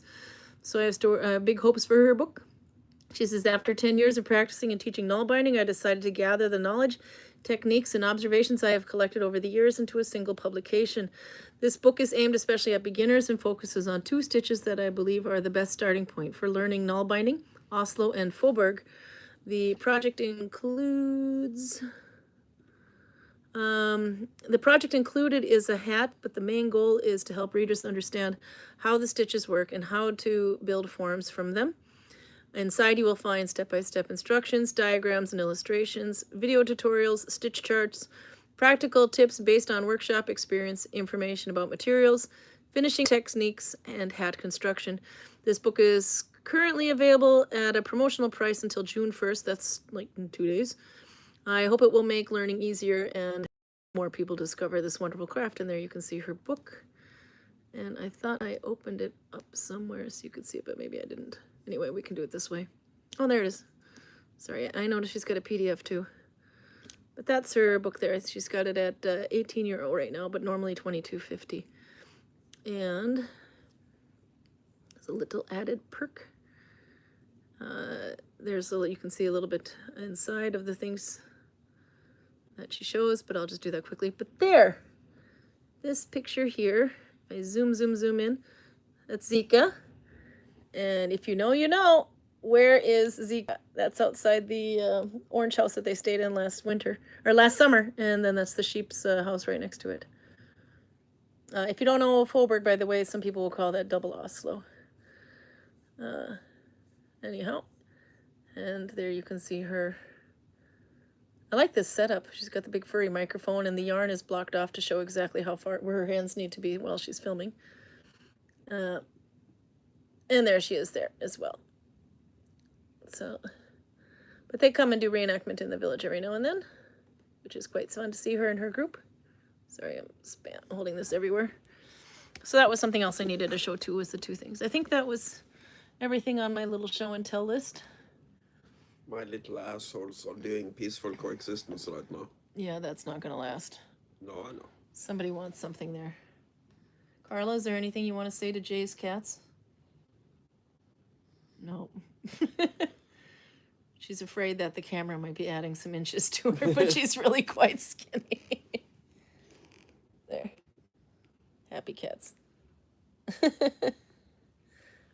There we go. Anything fun happened this week, Karl, at work? You can have the really big piece. I saw all new fuck up on archery today. Oh, really? One I've never seen before. Is there any nation you want to take down with us? I believe Greek, but I'm not entirely sure. Okay. Yeah? She did everything correctly. She holds the bow in the right hand, she puts the arrow on the shelf, she puts the notch on the right place on the string. She uses one finger over and two fingers under the arrow. Everything is perfect. Then she does this. You mean not this? No pull on the string at all. I think I've seen a kid do that once. But it's been a long time since I've been there. This is the first one. I've never seen that before. How does it make you feel, Karl? No, it's like Liga says. You've seen the statue of Njord that is down by the chicken coop? Yeah. With the big googly eyes. Yeah. That's how Liga feels after an hour with archery every time. You lost all hope of humanity and you're basically going, that's so stupid! That's so stupid! I love how high your voice gets. I manage to stay polite with these people for multiple hours a day.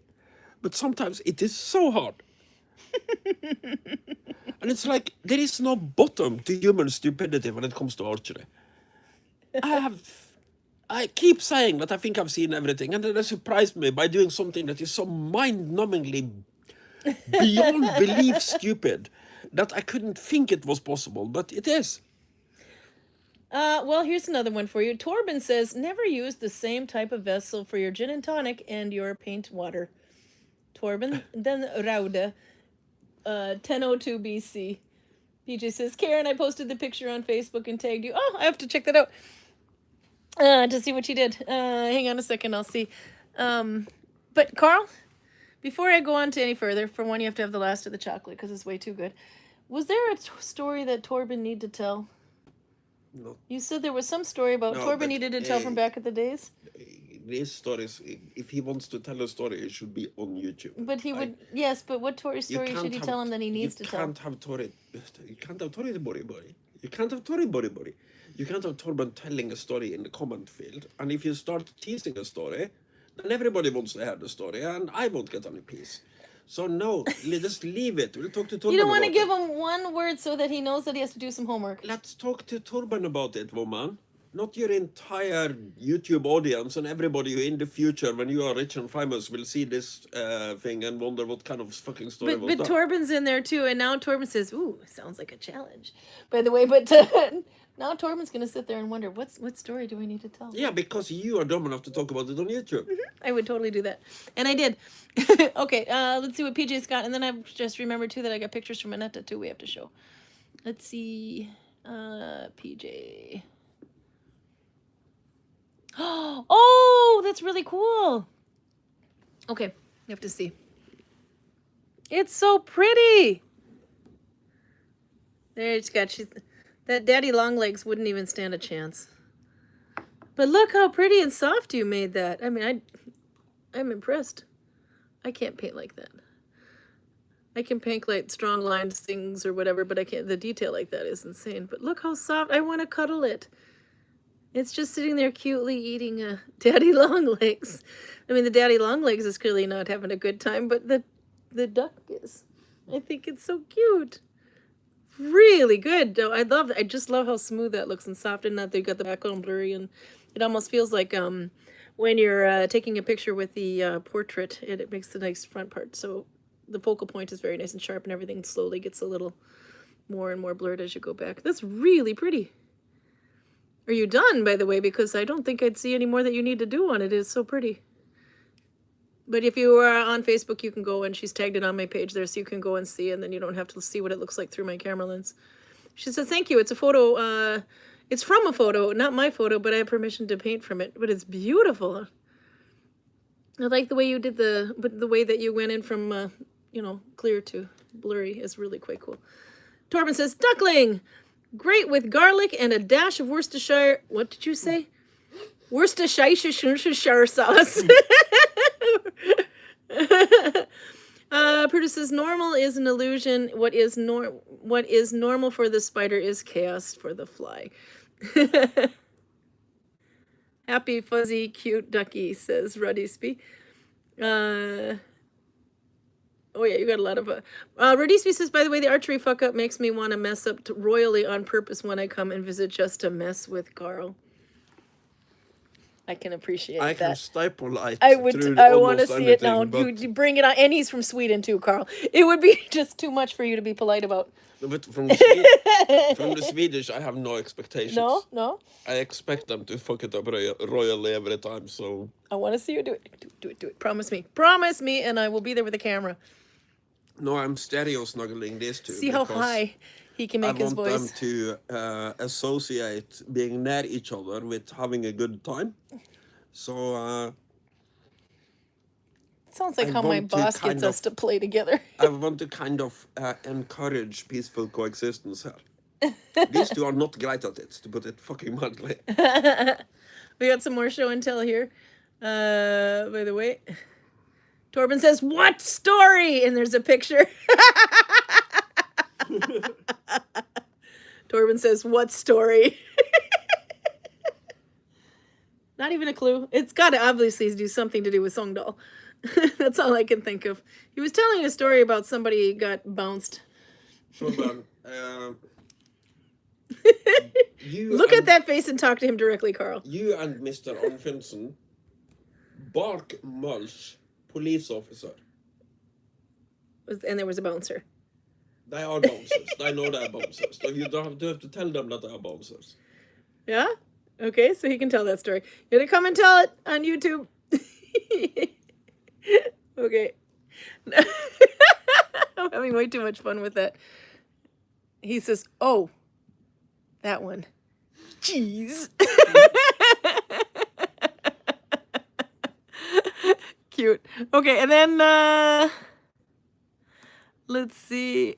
Oh, was that was there another one? Is that from last week? I think that might have been from last week on him. I just realized.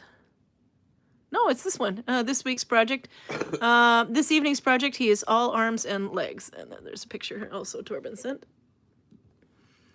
Look what Torben's working on. That is a lot of arms and legs. By the way, and when he says not my proudest moment, he's not referring to this. He's referring to the mulch. Oh, but this was quite cool. Which figure is this? Trying to hold it still. How many arms and legs are on that thing? It's like half antler, half Necron. Maybe it's, I see a face in the middle there anyway. And I see something that looks like a razor blade on a stick with horns, by the way. So that's what he's painting or drinking because of his gin and tonic. Confusion. Let's see. And then there's some...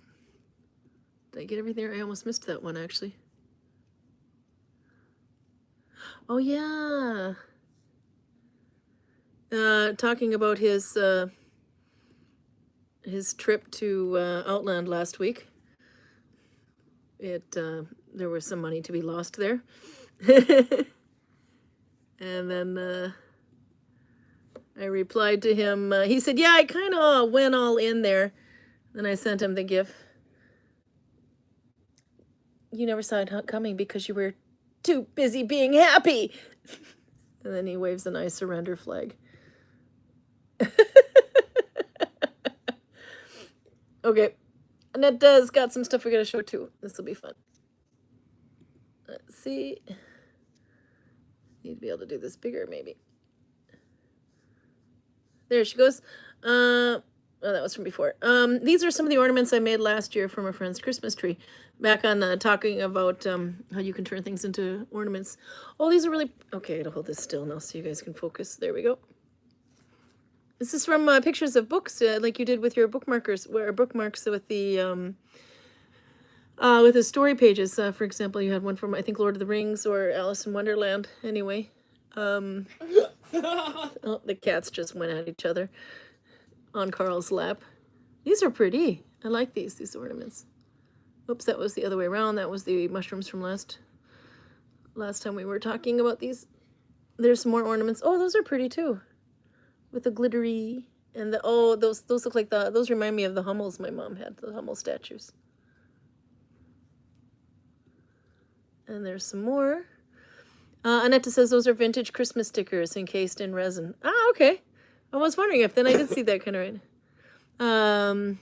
They have something in Norway they call glansepapier, which I haven't really. It's like stickers, but not. It's kind of paper, but it's done on the shiny paper, and you glansebilder, as they call it, or shiny shiny pictures on paper that you can use to make things with, but no stickers on the back. But it seems it's a huge thing here, though. These are really pretty. That's really pretty with the resin, yeah. The blues are so cool. I'm a big fan of indigo. And there you see there as well. Quite cool. I've never tried resin. I think we have to do that. But really pretty job. Bacardi rum, the clear one. I saw Torben sent another one here. Eye Basics. Clearly he's not doing his own makeup, is he? Are you using eye makeup brushes? Tapered eyeshadow, small eyeshadow, ruby kisses. Kubus? Kubus? Are you? That's like a women's clothing store. There's men's stuff there too. Torben is using eyeshadow brushes. I mean, these are things my teenagers would love to buy so that they could play. 69 kroner at Kubus. Seriously? Okay, he's buying girl eye makeup brushes at Kubus for 69 kroner when clearly he could be buying the exact same flippin' brush with a citadel color of something white instead of this pink for about 3 times the amount. I'm not sure if Citadel has these because I'm guessing he's using them for dry brushing. Yeah, probably. And this might be a brilliant idea on his part. This is far too economical. But, I think he has found a tool that he can't find anywhere else. I think. No, actually, it's true. It would work really quite well. But I just have to, because Outland is crying at him. They would have charged 3 times as much for something with a citadel color and maybe, I don't know, a Warhammer guy on there. Has that product. So really? Oh, okay. What you have here is a very, very soft and fluffy, broad-headed brush. And I don't know if Citadel has anything like that. Now, how did the register girl look at you when you went to buy these makeup brushes? He sent his woman to do it. I think he did. Yeah, no, he definitely sent his woman. Let's see. And he writes, my recommendations for dry brushing. You are correct. No, actually, that's a pretty genius idea. He says, I make Karin buy them. Yep. We who have Karens know how to use them. What can I say? We have to make you buy our personal feminine products, though, just to get back at you. Yeah, but nobody thinks I'm buying that for myself. No. I think. Let's see. Worcester sauce. It said Worcester, says PJ. And then PJ says to Torben, I'd probably want to be certain there was no trace of insect left inside the duck before I ate the duck. Good point. I probably would too. Ducks are full of insects. Yeah, but you don't want any trace of the duck to be there when you're eating the duck. No, but are you eating your stomach contents? He's not playing. Torben says, oh no, that one, geez, not my proudest. That was before. It's the Necron Warhammer 40k Lady Shave. That was the razor that was on a stick. PJ said that's a crane fly wearing armor and carrying weapons. Lindsay says, my guys want to know what kind of rum Karl is drinking. Bacardi. It's backwards for you. So there's no advertising involved. Why do we get Bacardi? Is it just because we know this one? Superior white rum. There's the coconut one, but we're not having that one. No, the coconut one, well, it has its uses, but you need it for the leg spreaders. There's a story there. Do you want to tell it? No. There's a drink called the leg spreader, and that was basically how Karl and I got together. It works. and Vamond wants the recipe. No, I basically tasted like those Moam taffy drinks. or taffy, not drinks, but taffy candy anyway, is with it. You couldn't taste the alcohol in it, and there's so much alcohol in it. It's well, that's how you end up with Karl. Lindsay says, snark, the response from my guys. That's crap. Annette says, by the way, I just finished resin coasters with matching bottle stoppers, but forgot to take pictures before I mailed them. I hate it when I forget to take pictures of things I make, because then, they're gone, and then I want to remember them so I can remember to make them again. He says, sometimes Torben says, I bring Alva and make her carry them, the makeup brushes. Oh, that was quite a good idea. Makeup brushes are great for drawing with graphite, says PJ Lightning. And Anne says, Annette says, I love Malibu coconut rum. I make a drink called a panty splash with it. That sounds like he's going to need that recipe. Sounds like a relative of the leg spreader. Torben says Vemund wants the recipe. I think we gave him the recipe. I think we did give him the recipe. I don't know how many pictures of it he made and if it worked. No, what was in it? There was the green one that we had to actually go and buy. Like, we have Midori. 5 bottles of this Midori because they weren't making it anymore. Midori is Japanese melon rum. Yeah, it tastes like melon taffies. Then it was Malibu. Yeah. No coconut in this one. Grape soda, I believe. I think that's it. According to AI, there are 2 recipes for this. The nice leg spreader or the naughty leg spreader. I didn't know that. But okay, apparently ours wasn't the naughty one. But no, we had the nice one. The nice one, I don't know where AI changed the name. Smooth, sweet, and relaxing long drink that's great for sipping. That's probably where we went wrong. We made shots. Yes, and it was not too long before. No, it was well after the pandemic. Well, it was after the pandemic anyway, but enough that we couldn't. This was after the pandemic. This was in December. Yeah, but the pandemic lasted into 2021. Okay, yeah. So, because we couldn't get all the drinks, so we had to doctor it a bit. Like, we were supposed to put some sort of garnish it, and the only thing we could find was a grape. No, you're thinking of the quarantini. No. We were using grapes in the leg spreader drink. Because we were supposed to have some things on a stick in there, and I don't remember what, but anyway, but we were like, grapes will do fine. I don't care about the garnish, but we had the drink correct. Oh, the drink, yeah. We used it as a shot. It's supposed to be a long drink, but hey. 1 1/4 ounce Midori, which is a melon liquor. 1 1/4 ounce Malibu or coconut rum. 6 ounces of pineapple juice, and 2 dashes or splashes of lemonade or 7-Up. But we used 7-Up. Yeah. Yeah.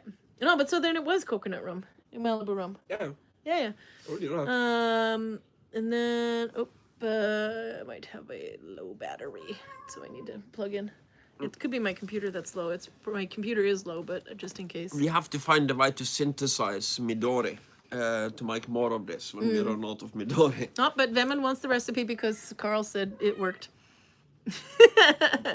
And then there's the naughty leg spreader, or the quad liquor shot, it says. This is a heavy-duty shooter known for packing a massive punch.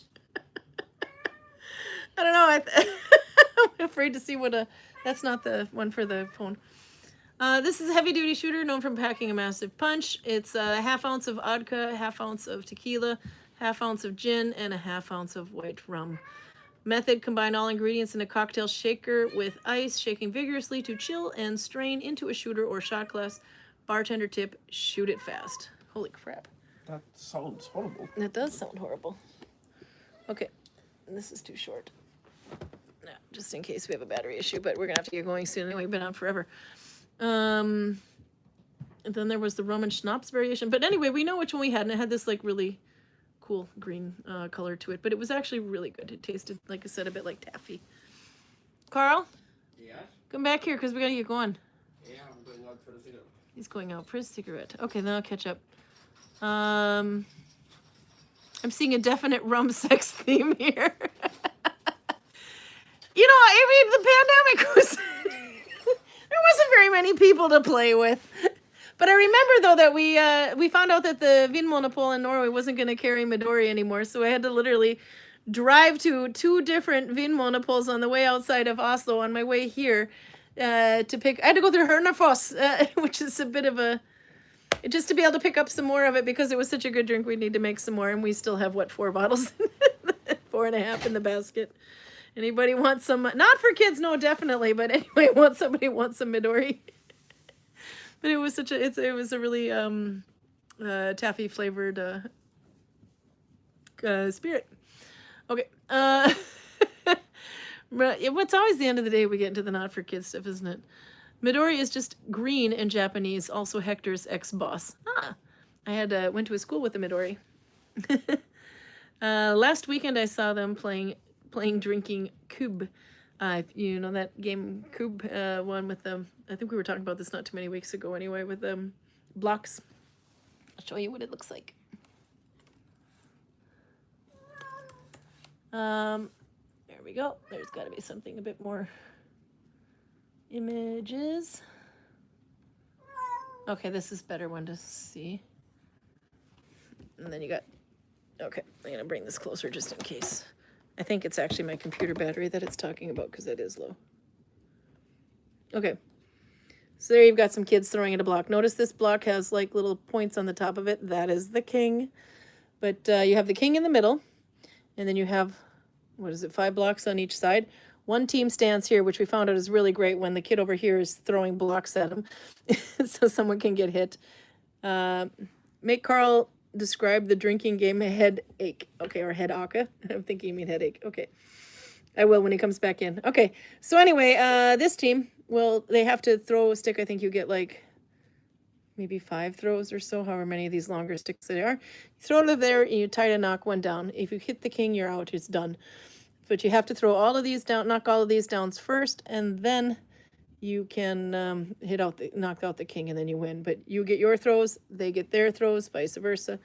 I think there's some rule at some point where you can stand where the last one was at and then throw from there or something. But that is pretty much it. It's a stick game. It's a Norwegian favorite pastime. Yeah, that's what I was thinking. I think you can throw, but I have to look. But anyway, that's the game called Kub. K-U-B-B. Some different versions of it. Yeah, and there's the longer sticks. It's like Buffy the Vampire Slayer over here. Kub only dates from 1970s, reliably. I don't know why we have that as a Viking game, though. But I mean, I've seen it in other areas, too. It wasn't just our village that has it. But we used to drink stacked shots called stoplights, says Annetta. The first shot was Midori and vodka. Then vodka and pineapple juice. And the last was vodka cranberry. Oh, that'd be good. I like cranberry. Gin basil smash best drink. Ooh, that sounds good too. I'm not so much of a gin fan though, but I like the vodka, especially when you use vanilla vodka or absolute vanilla. Then it makes the drink taste a little bit more girly. Roger says, does the word kub have a meaning or translation into Norwegian? This is or is this an imported word? Good point. Let's see. Let's take away kub. Actually, I think I have to have that word on there. Sorry. Kub, lawn game, and then let's go to all. Kub is a lawn game where the object is to knock over wooden blocks or kubed.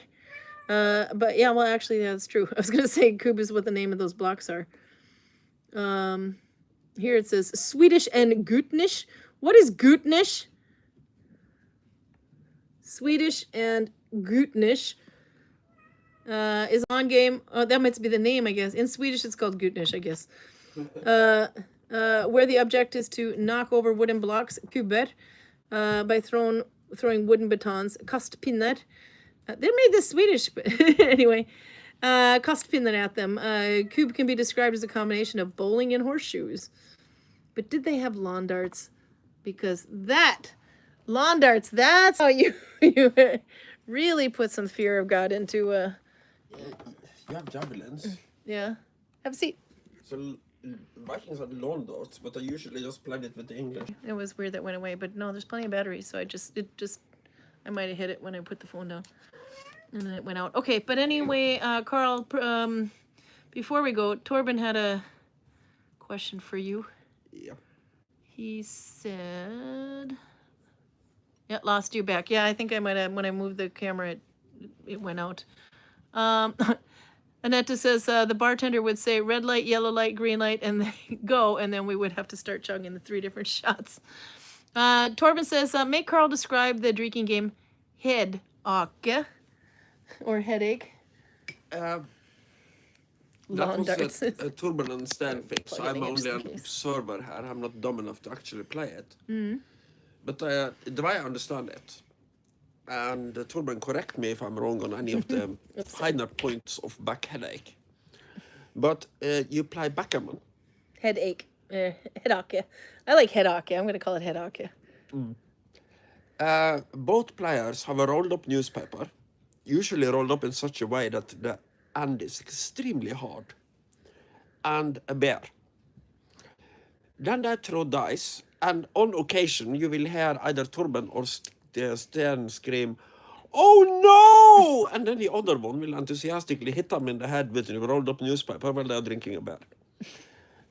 There are probably more rules to it, but from an outside observer, this is what it looks like. I actually did play lawn darts as a kid, by the way, and nobody ended up with a headache, thank God.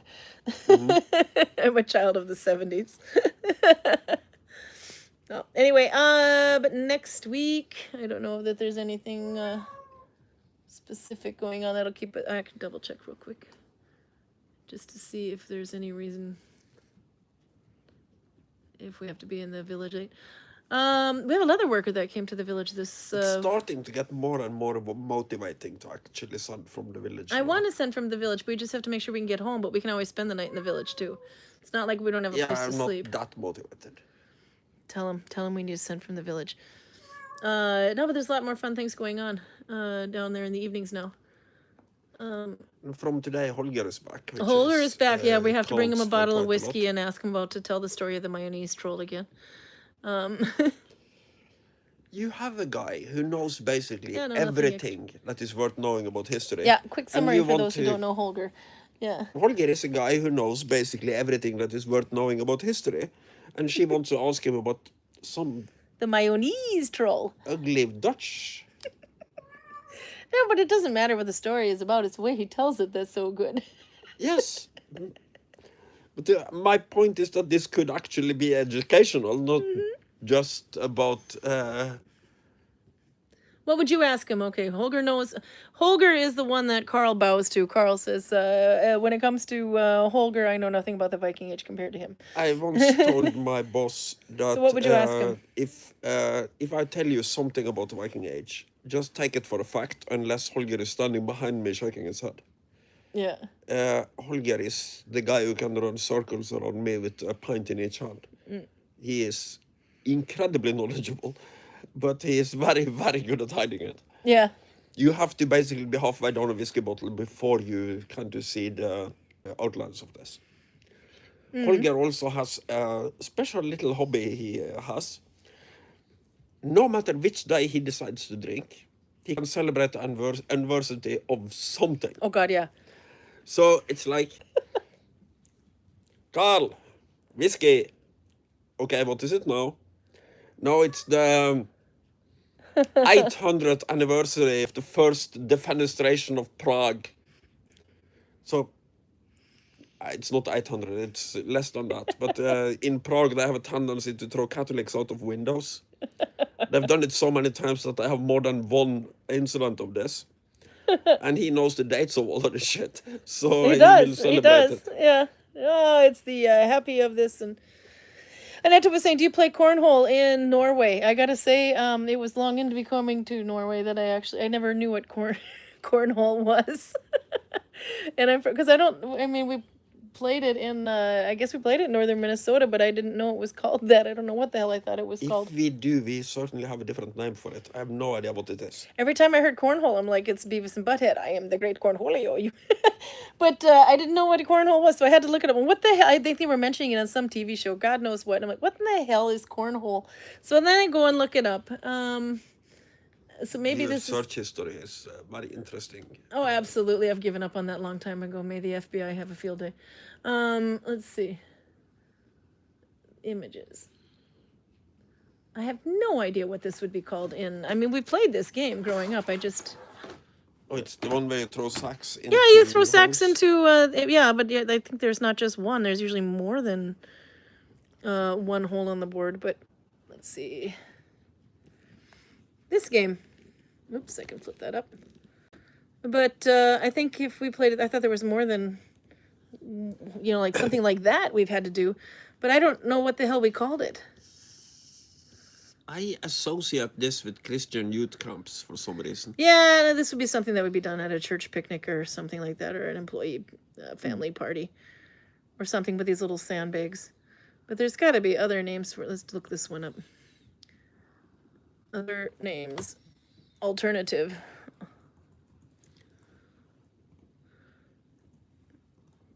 Names for... Oh my god, I can hear the party across the... It's getting louder now. Across the highway. That's pretty good if they can, like, get past the alternative name for a cornhole game. Let's see, what do they call it? Other names. Beanbag toss. That's what we would have called it as a kid growing up. Okay, there you go. I would have called it beanbag toss. I've never heard of tailgate toss. That sounds like something else. Okay. Beanbag toss we would have called it, I think. Cornhole is most commonly called bags or beanbag toss, depending on the region or context. Okay. Bags or beanbag toss heavily used in Chicago and the upper Midwest. Okay, that would explain it. Or beanbag toss or beanbag is alternatively across North America. Tailgate toss, just sounds like a tailgate party going wrong. Refers to its popularity as a pregame activity, and corn toss or bago, regional and brand-driven names. Indiana horseshoes and soft horseshoes, older colloquial slang, comparing the game's pitching styles to horseshoes. Okay, but anyway, beanbag toss, I definitely would have learned that, but at some point, I don't know, in Norway, I'm like, I hear cornhole. Used to play cornhole, and what the hell? And I'm still thinking of Beavis and Butthead at this point. But now I know what it's called. But anyway, so I learned something new. It sounds like a euphemism for anal sex. Okay, it's definitely time to go.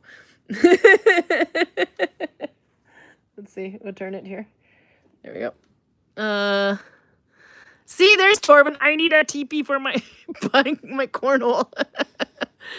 And that just as I saw Harry Potter themed cornhole on Pinterest, it was so cool. Roger says, public service announcement, schedule your annual cornhole doctor visit. Yes, no, my mind went there. My mind went there. I just like, what in the hell? But yeah, but do you play that game? Beanbag toss, whatever. Not outside of Christian youth camps, I would say. Yeah, I know we played them, but it would be like my mom's work party or something. She worked at a hospital, and they could all bring their families, kind of thing. And you'd have I mean, that's not like 5 or 6 employees showing up. It's like hundreds. So, or like at a church gathering or something. So you stand in line and you can throw your beanbag when no, it's one of 99 other people have thrown their beanbags. It's one of many different games you can play. You know, you got badminton, you got all these other games you can play too. So, lawn darts.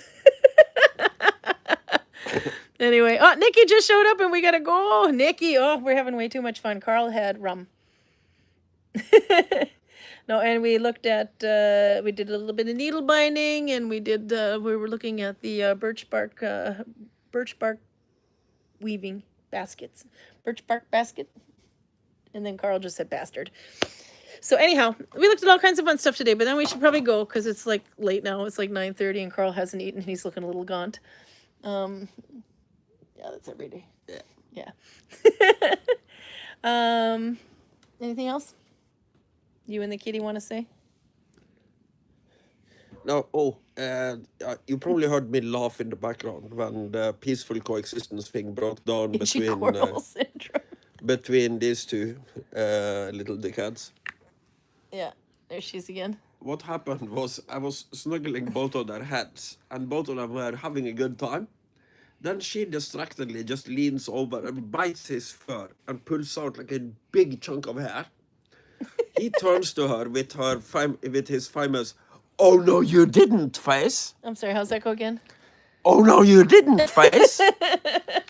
And then she considers that to be an assault, so she immediately slaps him 3 times in the face and he runs away. Oh, no, I remember I heard the, but I didn't quite see what it was. Max says, so I had those Nordic waffle sandwich recently. It looks really cute, almost like a shape of a flower. Oh yeah, no, they do. They look like little hearts. Or the waffle irons here. Nordic waffle might also be an euphemism for anal sex. Okay, it's definitely time to go. Karl is gonna go and talk about a cornhole with him. But so next week we have a new stitch of the month and a new color of the month. So now you gotta finish your bee stitch, see how you're doing. I'm probably not going to be done, but anyhow. Torben says, that's a meme right there. Karl saying, oh no, you didn't. No, I'll play it back for him. He'll laugh his ass off. Okay, say goodbye, Karl. Bye. See you next week.